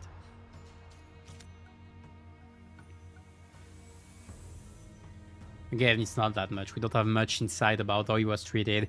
We see that he was probably treated poorly from... We guess he was probably treated poorly by the rest of the ring, because all of them are outcasts. And so that's like his style was outdated, outmoded, that kind of thing. But that's about it. It's not that much.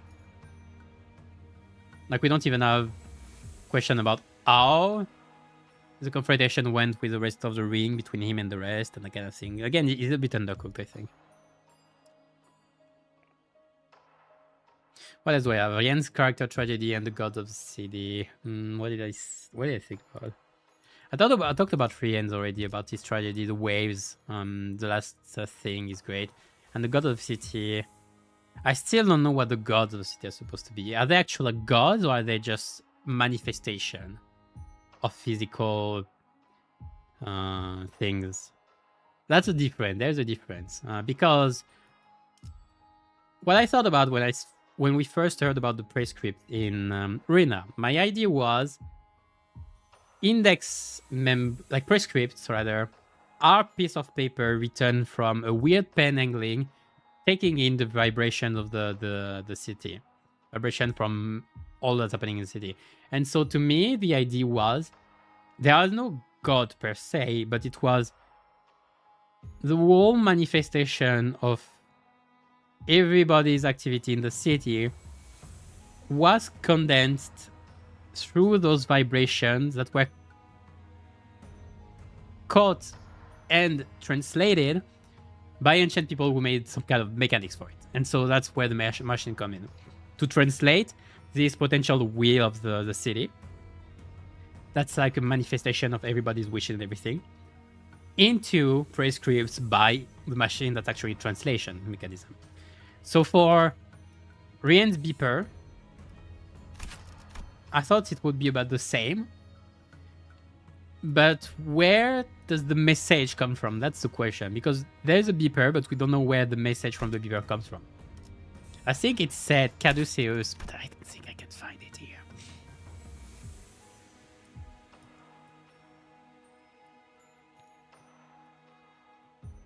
I can't find it here. It's on phase 2. Freak it. That's a problem. He talks about Caduceus.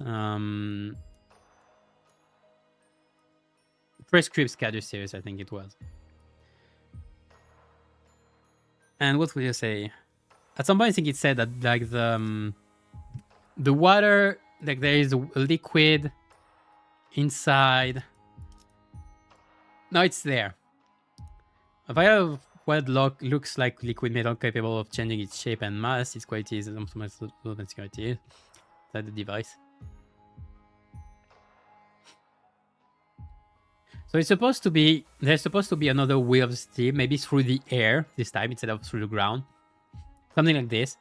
That's supposed to make whatever is inside the device take a form that is message. And so, similar to the weaving machines, here you have the beeping machine that's supposed to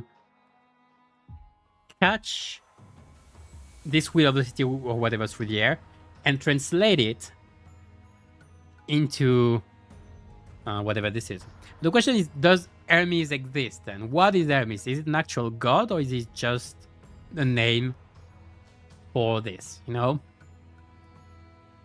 Again, it's another it's another question, because we tend to associate gods with human, like we're making gods to our images, so we're associating them with human characteristics, like being able to think and see the future and everything. But a god could just be a natural manifestation of something, like again the will of the city.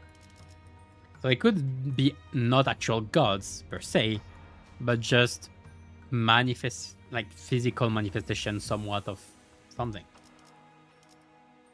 Again, we'll have to see. I hope it's not just, oh, they are gods, period. Like, you know, the gods. It's a bit cheap. But yeah, Rien's father again, very good character. Rien's again character, very good. Nurse father's vision being hidden. Oh yeah, somebody noticed on the thread is that all the nurse father has some part of their visions blocked, or at least as we can't see. Like Callisto, it's his hat that's hiding it. Matthias has sunglasses. Xiaomi has a veil, or eye as well.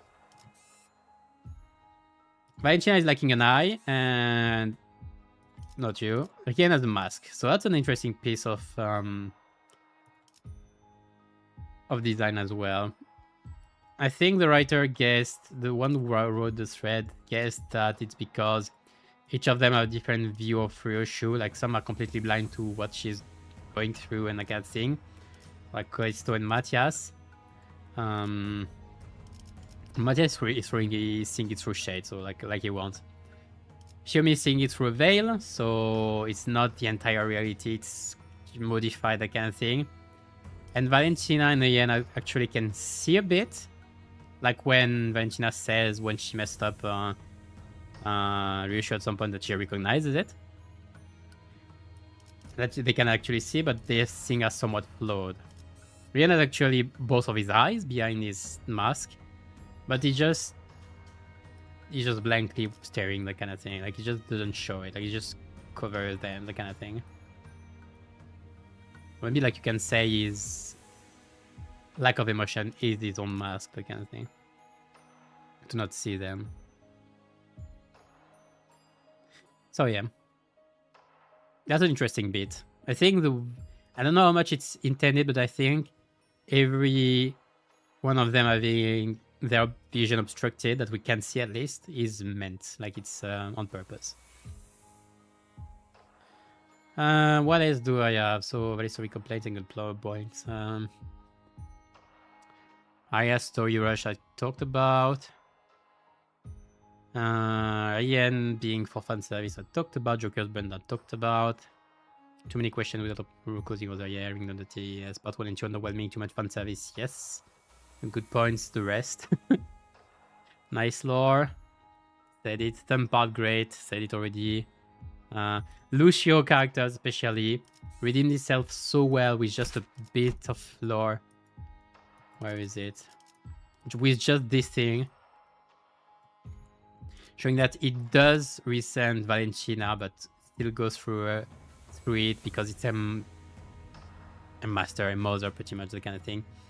Because he can go against it, that kind of thing, but he still wants to. The conflict, it's pretty great. And Valentina character again being redeemed a lot through the lore as well. The relic at Dawnfall, like their success into crushes, defeat, that kind of thing. Screen presentation with Sireni. Yeah, I said everything. Okay, I said everything I wanted. The last thing.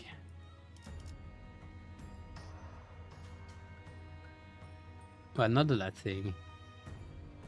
I think I'm done with the writing overall. So I think overall it was good still. I think it was good. It was well done. Again, screen interpretation were pretty great. Characters design were great. I think it is a pretty good story, but hindered by rushing, I think. Too much fan service, too much power creep. I think that's the main problem. I think, like quite a few times I said, and I think that's like the thing you could quote me on about what I think about this Canto. I think it's a great Canto 21 or something.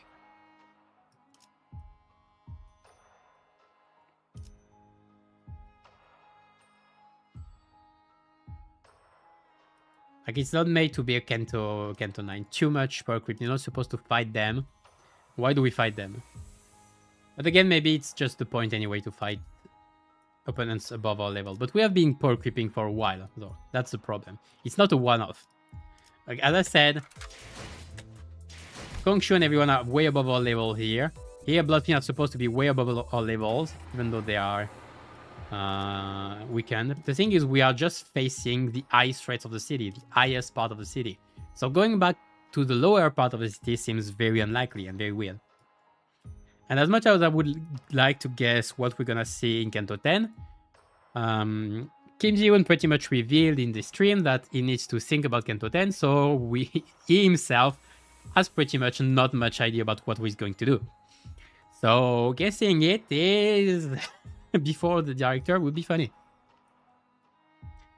But we can guess from Mersault's character at least in the thing. I'm not going too much though. I don't even know if we're going into Ncorp or not. I don't even know where we are. I think that's good. Some people might have wanted us to know where we are. I think it's fine.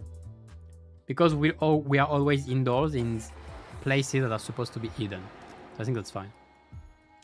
But I don't know where we're going though. So it's not unlikely we go back into Ncorp or something. If it's about trails and everything, I still do think we might see the head at some point in next Canto. Or at least the claw. I think we might see some claw next Canto. It seems like the logical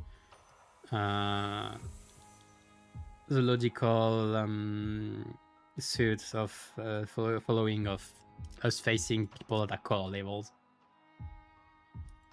I guess I have to mention one thing about it's the Canto. It's not that much about the Canto, but what was around it. I have to mention that you had no right to be the second banner. That was the biggest mistake, I think. That's funny because in the end, Otis as well ended up being kind of a spoiler for part 3, but it was a minor one. And especially, I thought it was for part 1 at first. I was actually surprised when I saw it in part 3. I was like, oh, I know what's happening here. That was funny. Otis is alright, but Dawn should not have been second banner. I'm gonna say it for the whole season. Especially because, oh, now we got, oh, look what we got. Well, look what we got yesterday, look. Oh, middle apprentice, oh. Sure they couldn't have been the second banner, right? Right? Fucking hell. So I think that's a mistake. Also, the whole theater thing that happened. Again, mistakes were bound to happen because of rushing and everything. But people extrapolating very unlikely stuff because of it. I think it was a mistake. I think it cost enjoyment on some people, unfortunately. I mean, one could say it's their fault for having, like, not. I'm losing my vocabulary. Just expectation that can be met, like unbelievable ones, unreliable expectation, that kind of thing. But still. It's whatever. It's as I said, it's meta stuff. It doesn't concern the Canto itself, so I'm not gonna push it too much. But yeah, I think I've said what I wanted mostly. So I have one thing to go back to really quickly, I think.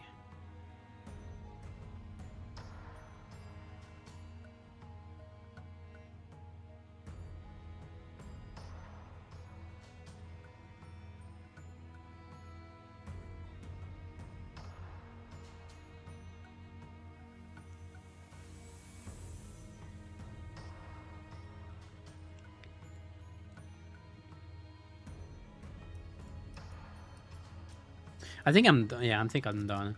So audio on point, visuals on points, on point. I liked on visual. I have to say, I like the way they got some.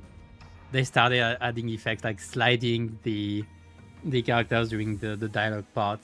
I really liked it. It gives some motion as well. It's nice. I hope they do it a bit more. Or they keep doing it at least. It was with this clip it was very funny, but with other it was interesting. So I said audio great, visuals alright, visual great as well. Gameplay a bit weak because the only interesting fights were a few boss fights, and the rest of the fights were questionable, just not satisfying because you can't finish the fight. Redundant or cinematics. And the writing was great if it was. Would have been great if it was later, mostly. But there are a few rushed quick points, suffering from the lack of intervalos, and too much fan service. I think that resumes most of it. So all in all, was it a good Canto? I'd say yes still. Like, it's not a bad Canto. There's still a certain seal of quality that PM still provides, even for this one. I think it was good. I had fun. I had a lot of fun playing it still, and I had a lot of I had a great time reading. I like to read, so I have a great time reading. I guess for people who don't like to read, it's worse. But yeah, I think it's a great Canto. Is it the best Canto? Subjectively speaking, I don't know. Personally, yeah, for me, I don't know. Objectively speaking, probably not. I don't think it was as solid as the previous one. Especially Canto 8, I think. Canto 8 or 7. I think those were very solid. This one is a bit weaker, again. I don't think it's bad, in any case, and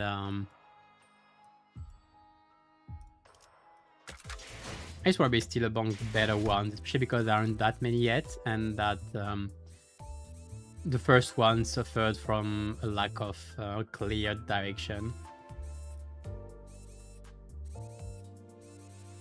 Like, it was maybe the weaker of the last four ones, maybe. Let's say. But I liked it nonetheless. The characters were very great.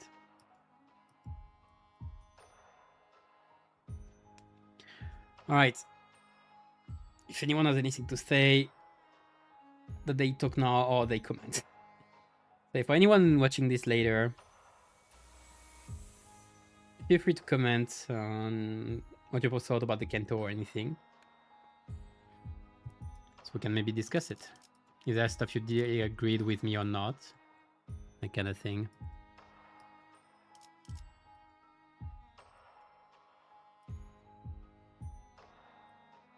I think I'm gonna conclude with what we can expect from the next next intervals and such, or for the season as well. For the season, we can expect MD, whatever they want to cook, maybe a railway if we're lucky. But burgers, intervalos and such. Maybe it's like usual now. Intervalos, I think people are expecting LC, another LC intervalos, like rebuilding the HQ, that kind of thing. I think I have to agree. Some people were wondering maybe we're gonna have a focus on Kira or see Kira, because she's one of the only one left alive that we actually have. I thought not. I thought it might not be. We might not see much of Kira because she just got an ID. So I would have guessed if we actually saw more of Kira, maybe they would have waited for the interval to release this one. So I think we would have maybe something that's not related.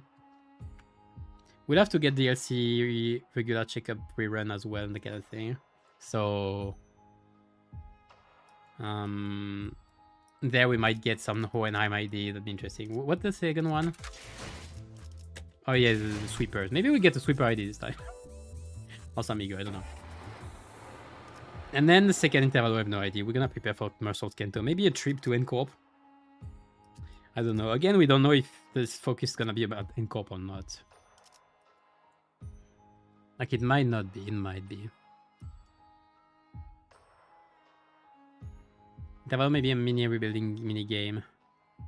Clicking resource in rebuilding. Yeah, I think you mentioned it last time. Hey, by the way. I think, I don't know. It might be. I think it's a very clear possibility. I don't know what the story could be, though, and what we would fight. Would we fight other Pekatulas, other Ramnos, maybe, that kind of thing? I don't know. It feels likely, though. I feel like it would bring a conclusion. I feel like the Canto is lacking a bit more conclusion. I think it would bring a bit more conclusion to Ryoshu's story. It would allow us to see our character, how it's developing, that kind of thing. It would bring more closure as well to the LC department than just, oh, Alisa went into paid leave and when I'm is recovering tranquilly.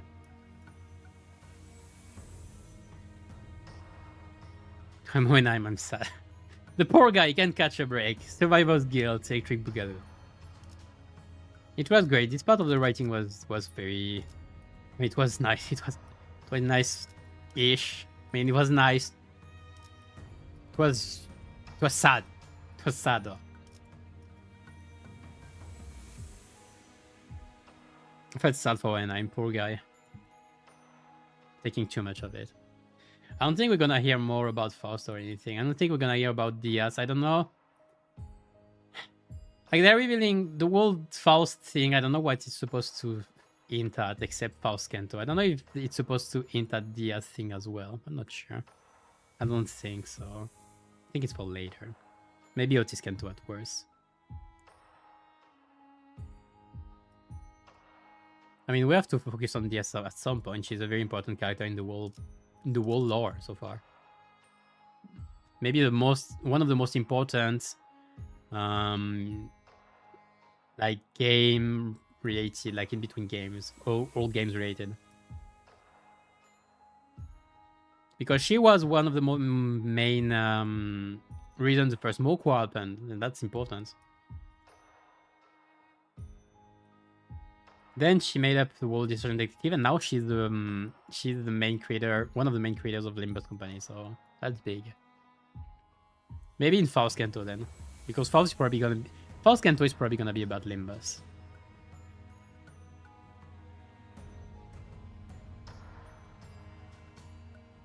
LC characters are not one-time things. Yeah, I mean, it's a universe. That's where PM's writing is very good. It's a world building. It's a world. We're living in a world. Characters just don't disappear once they're off screen. Especially co-workers. Like, we are working with our co-workers, so we are supposed to see them from time to time. That's where PM's writing is great. It's realistic. It makes sense. It's living. Again, a good writing, for me, you write a good world when you feel like the world is living. Here, you feel like the world is living. Stuff is happening. You don't have to see it on screen for it to happen. And you see people, like, they don't despawn on screen. He's trying to rebuild Angela, of course. I mean, she's trying to make a second Love Corp. I don't know what why she's doing it, but it seems to be the main goal. Like, she's going through the character's trauma and everything, the realization, the kind of thing. It's definitely like, she's trying to make, I think she's trying to make Dante into something. Like, Dante is supposed to be a product, like the vortex of Mugen and everything. I think it could be a parallel. I think Dante is supposed to become something. I don't know what, though. I have to mention Malkuth as well. Malkuth being introduced as a plot point. It's interesting. I guess I don't have much else to say though about it, because it was interesting plot point that allows just a justification for having separated thinners, which is great because I like this kind of setup. Maybe I would have liked a bit less of it though. Well, it's mostly the second fights are not even fights anymore. Except Zypha.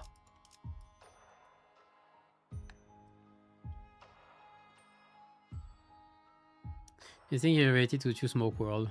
I'm not sure what you mean. Smoke Wars? Or... And if it's a second one? It's not impossible that the second Smoke War is a war between wings that's supposed to happen with W Corp. That would have been my guess. But at the same time, I would have thought that a certain Sinclair would have been later. It might be a bit soon, because I feel like this is gonna happen pretty soon. But again, I don't know how long in the future. We don't know how long in the future a certain Sinclair comes from. We would think it's quite a bit, because like Sinclair is a color. The Green Deliverance, come on, it has to be a bit. Maybe what, 5 to 10 years though? Not that long.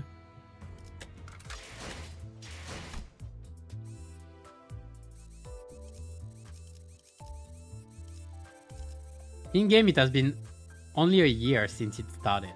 It's not that long. It's funny as well because I think, yeah, here was the biggest time jump, I think. Never mind, it was this one. It was between Canto 5 and 6. I don't know if it was because they wanted at this time it was very long. The season was very long, and they wanted to make it fun with friends. If there was an actual purpose, because traveling in both is taking quite a bit of time anyway.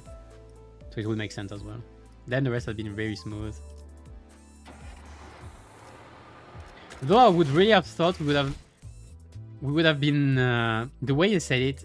I thought they would have stayed in Onguan way longer. I think more than a month. The way you said, oh, they thought we were living there. We are living here. The guard asked me when we're coming back. I remember this sentence by Ishmael. That was funny. I need the next game to be like the original Fallout about to get 3. About future game. Well, yeah, I saw the stream earlier from KGH. I don't know what they want to do for future games. Well, first of all, they would need the workforce to be able to do future games, because right now, as it said, it's taking way, Limbus is taking a lot of resources. So allowing more resources for other games is not currently doable. But he said he wanted to do. I'm not sure I like the whole hub thing. Like Limbus would be a hub for other games. Like they could do the whole distortion detective story in the Limbus client and everything. It wouldn't be too bad. I mean, I wouldn't care that much as long as it's his own story. But I would have liked the proper gameplay and everything though. I feel like he's focusing too much on stuff that others are doing, like Roblox, Fortnite, that kind of thing. The game doesn't need to be a hub. But for the whole thing, I don't know. I don't know how to take it. You would need to. There would need to be. You know, they would need to have enough people and resources to work on other games first of all. Then we can discuss stuff.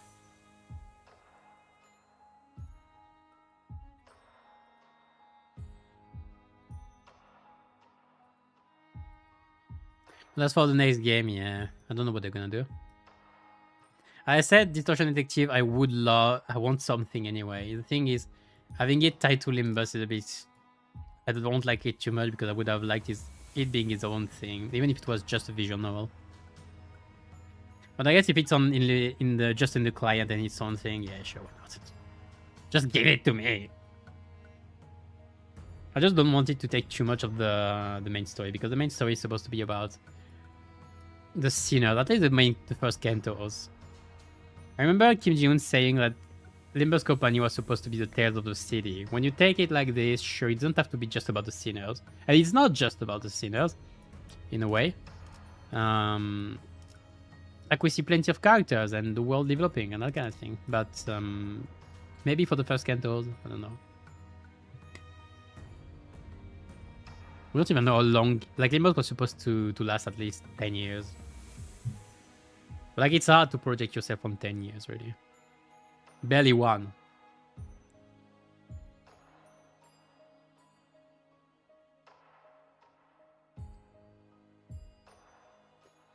We find there is a mini story in Lacy. Nothing to do with Roblox action.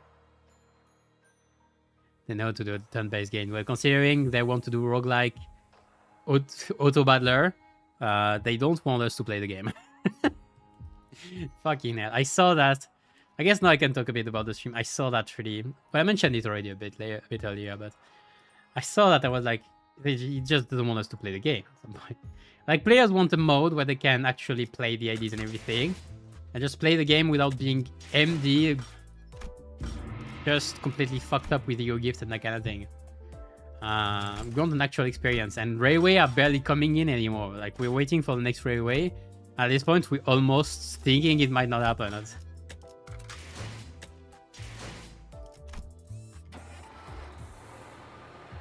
So I think a lot about her. I'm not sure Kim Ji-hoon understands what the game players want. Even with this Canto, we have barely any fight we can actually play regularly. Like, if Ariane would be one of them, but Ryushu has too much of a buff anyway to be regular. Like Railway! But it's not like Railway. Like Way. I want my Way 6 and my Way 7. They can call it Way 6, 7, make a meme, and people are gonna laugh.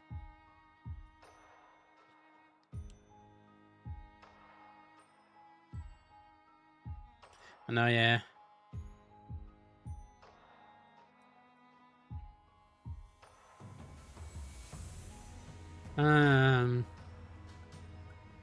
Though what he said in his stream about the skin system, I think it's good. At least being able to use previous ID skin, other ID skin, I think it's nice. So I could play this ID with this skin with everything. Same for this one. I'd be excited. But I don't know how you do it with Ego though. But adding skin, the problem is if you're adding more skins that weren't supposed to be here in the first place, again, you're investing resources. Investing resources in cosmetics. I mean, sure, if they wanted to make their more money, sure, it's cosmetics is always up to the player in the end.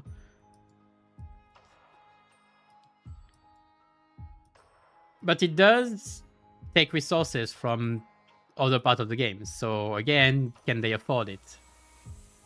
The thing is, everybody will talk about, oh, okay, Project Moon could do this, could do that, and everything. They have a limited workforce, and that's a natural problem for them. It's why Cantos takes so long. It's why we have problem with contents, regular content. That's why we have drop period. That's all those reasons. So adding more when we haven't even solved the first issues seems much.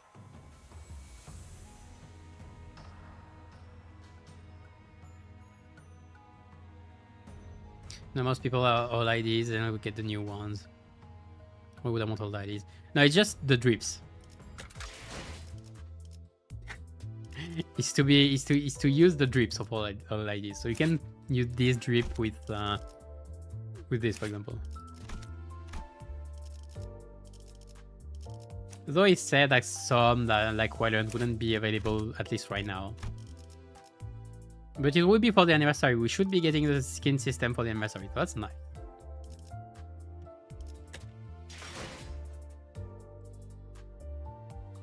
But I want to see the new drip. Yeah, I can understand.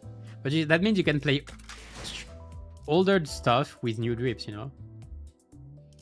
If you prefer to play Mao Ryushu than Drifting Blade Ryushu, you know? That kind of thing.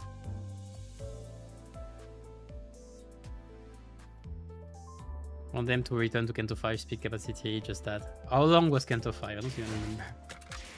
Canto 5 was actually when stuff started to hook up, wasn't it? Season 3. I think the season lasted way too long because of Canto 6. I don't remember if it's this one or if it's the next one. But yeah, I mean, I don't think they can, because now that we have more intervals and more reruns, I don't think it's gonna happen. And Cantos are longer as well. Like, I would actually expect seasons to actually get longer than shorter. I'm saying, I wouldn't be surprised if this one lasts 8 months. Last one was 7.5. We are going through, we are passing the threshold. It's a stagger threshold. Can I drink something? I'm parched.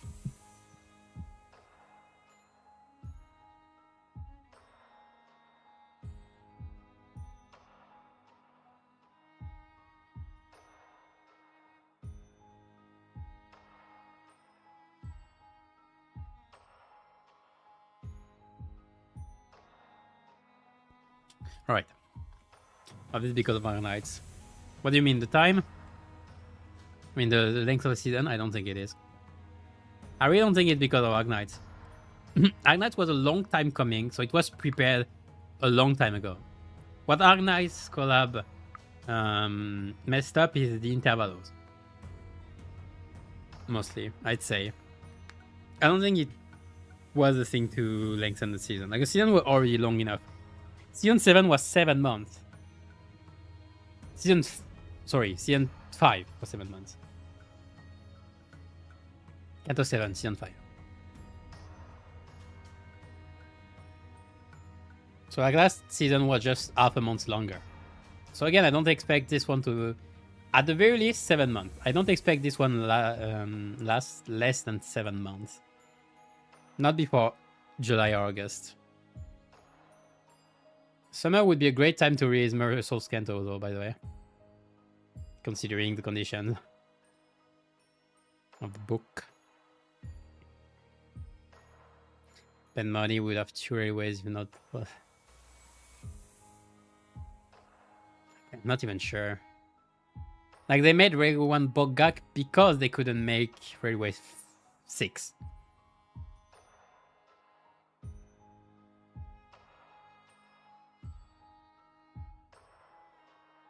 So if they could, we would have had Railway 6 probably, not Railway 1 Bogak. I think I would have preferred Railway 1 6. Don't listen to what I just said. I think I would have preferred Railway 6 anyway. To Railway 1 Bogak. It's nice seeing it again, but like... It doesn't bring new stuff, it doesn't bring much. The glow up was nice, but we already know the fight. Like, it's like the Amnesia. We already know the fight. We did them. Ebony Queen's Apple against was the only one that was actually pretty different.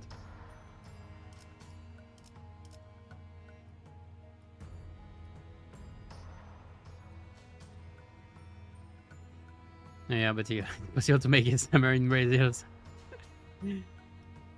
Summer is now in America anyway, in winter.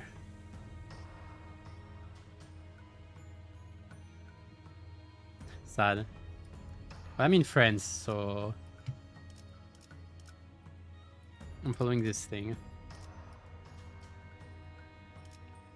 Which would be summer for Mersault as well. Well, I'm not sure. I think Mersault's... I've never been sure about Mersault's. I will have to check again. I thought Mersault's book was being in Alger, but I will have to check.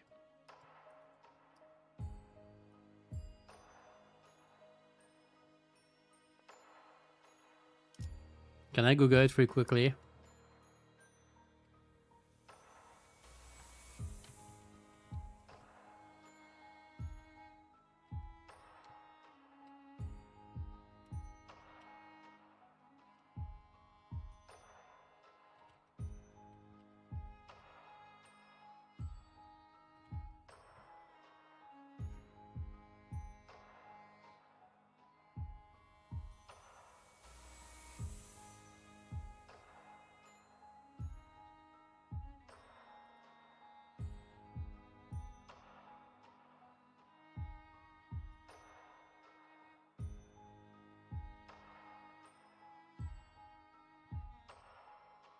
In Algeria, yeah, that's what I thought, yeah. Okay, but I'm not too like too confused.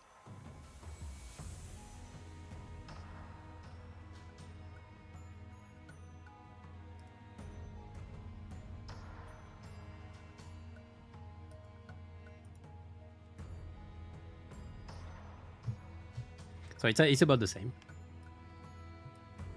At least for seasons.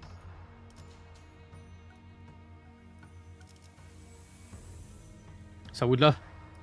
I don't think I would love to, but it would be fitting for me to have a stroke during... heat stroke during Mersault's Canto. God damn it. Of course I don't hope so.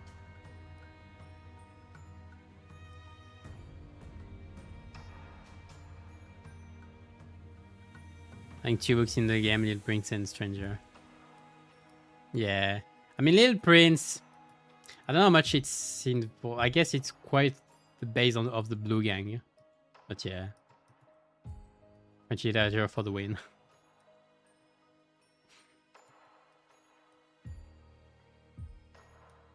As long as you don't shoot someone. I don't have a gun, we're good. I have a katana though. Not a real one.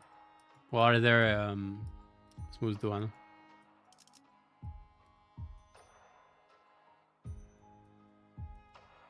The thing is, for me to do like Mersault, I would have to go to the beach, which is something that's not happening anytime soon.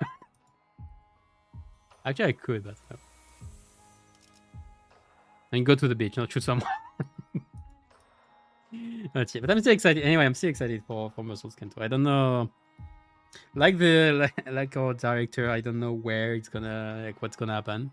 I'm excited. A lot of padding.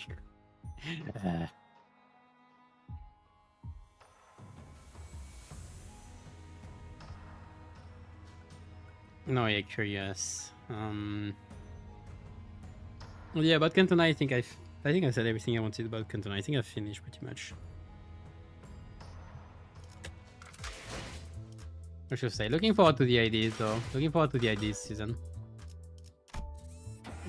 Again, as I like, since I like the characters and the gameplay, I think the gameplay is nice mostly. I'm looking forward to their IDs as well. I'm just worried about Nurse Father IDs. Like, that's another level. Imagine if we got color level IDs. That's something. I mean, people would like it, but it's not something you do right now. It's something you would wait for.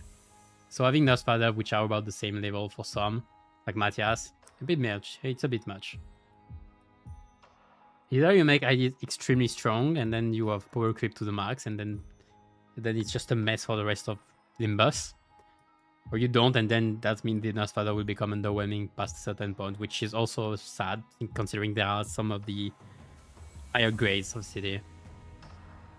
Big Mummy or this, yeah. Well, I'm excited for more middle members. We got some salt with their level. No, yeah, you're right. That was already kind of messy. Also, was a bit messy, and also some salt is still like 10 level. It's funny because Lei Yang is still 10 levels below Matthias, pretty much. So getting Matthias is like jumping in 10 levels above. It's just in general, how do you go back to previous state? How do you do IDs without power creep once you go through that? How do you do interesting IDs without power creep? You can't. Once the valves are open, it's over.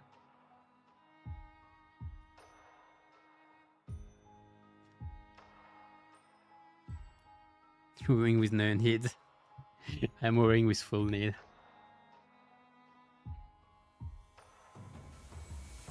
Ring Sang. Come on. Ring Sang got enough, that's fine. Now he's in more than normal levels.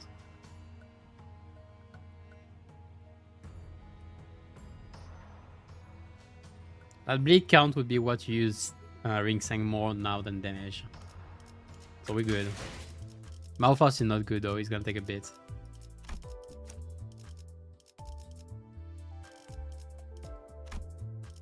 And I hope Kim Jun cannot hate on Ring Sang though. Come on, poor thing. First of all, it was his creation, and second, now it's not even relevant anymore.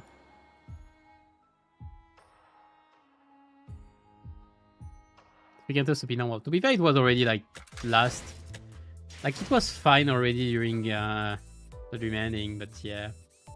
So like the power creep lasted like 1 season at most, I'd say. Maybe a second. And I was thinking it wasn't that high, to be fair. Only the skill 2 was interesting, but... And the big count. But power-wise, you're way above.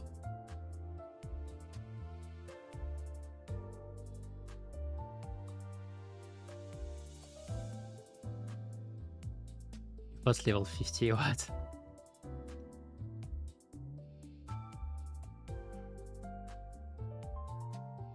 Oh, MD, okay. Strongest A-Show. He's very good in MD, and in general, he's just very strong A-Show. He's not the strongest A-Show. Like, you're saying it like Malphas don't exist. That's blasphemy.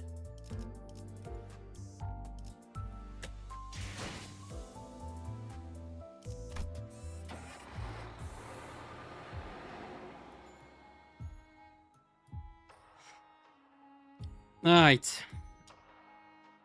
I think I'm gonna end soon now. What else can I say? I said a bit more than 2 hours without the discussion afterwards. What I expected. I had quite a bit of things to say. It was an interesting Canto. If you can talk about 2 hours about a Canto, I think it was interesting still.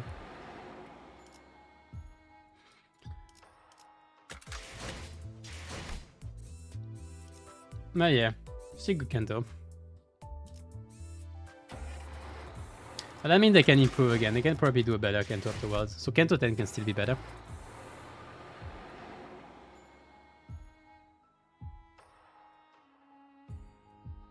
You can always say what?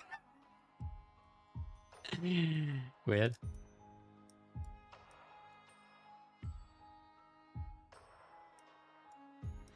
But yeah, but I'm gonna end for today. That's gonna be it for me. Again, if you're watching this later, don't hesitate if you want to comment or something about the Canto, what you thought, if you agreed or not with me, that kind of thing. Otherwise, plans for the following week: Monday MD, and then probably nothing more next week. I'll have to see.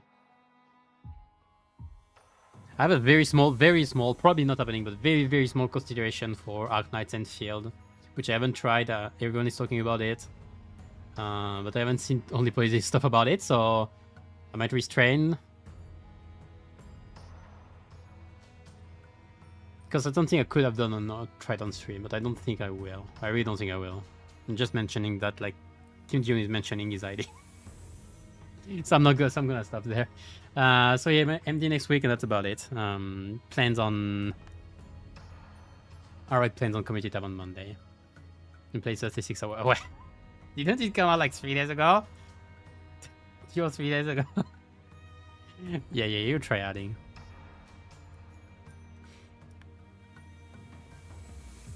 And I said there was a beta as well.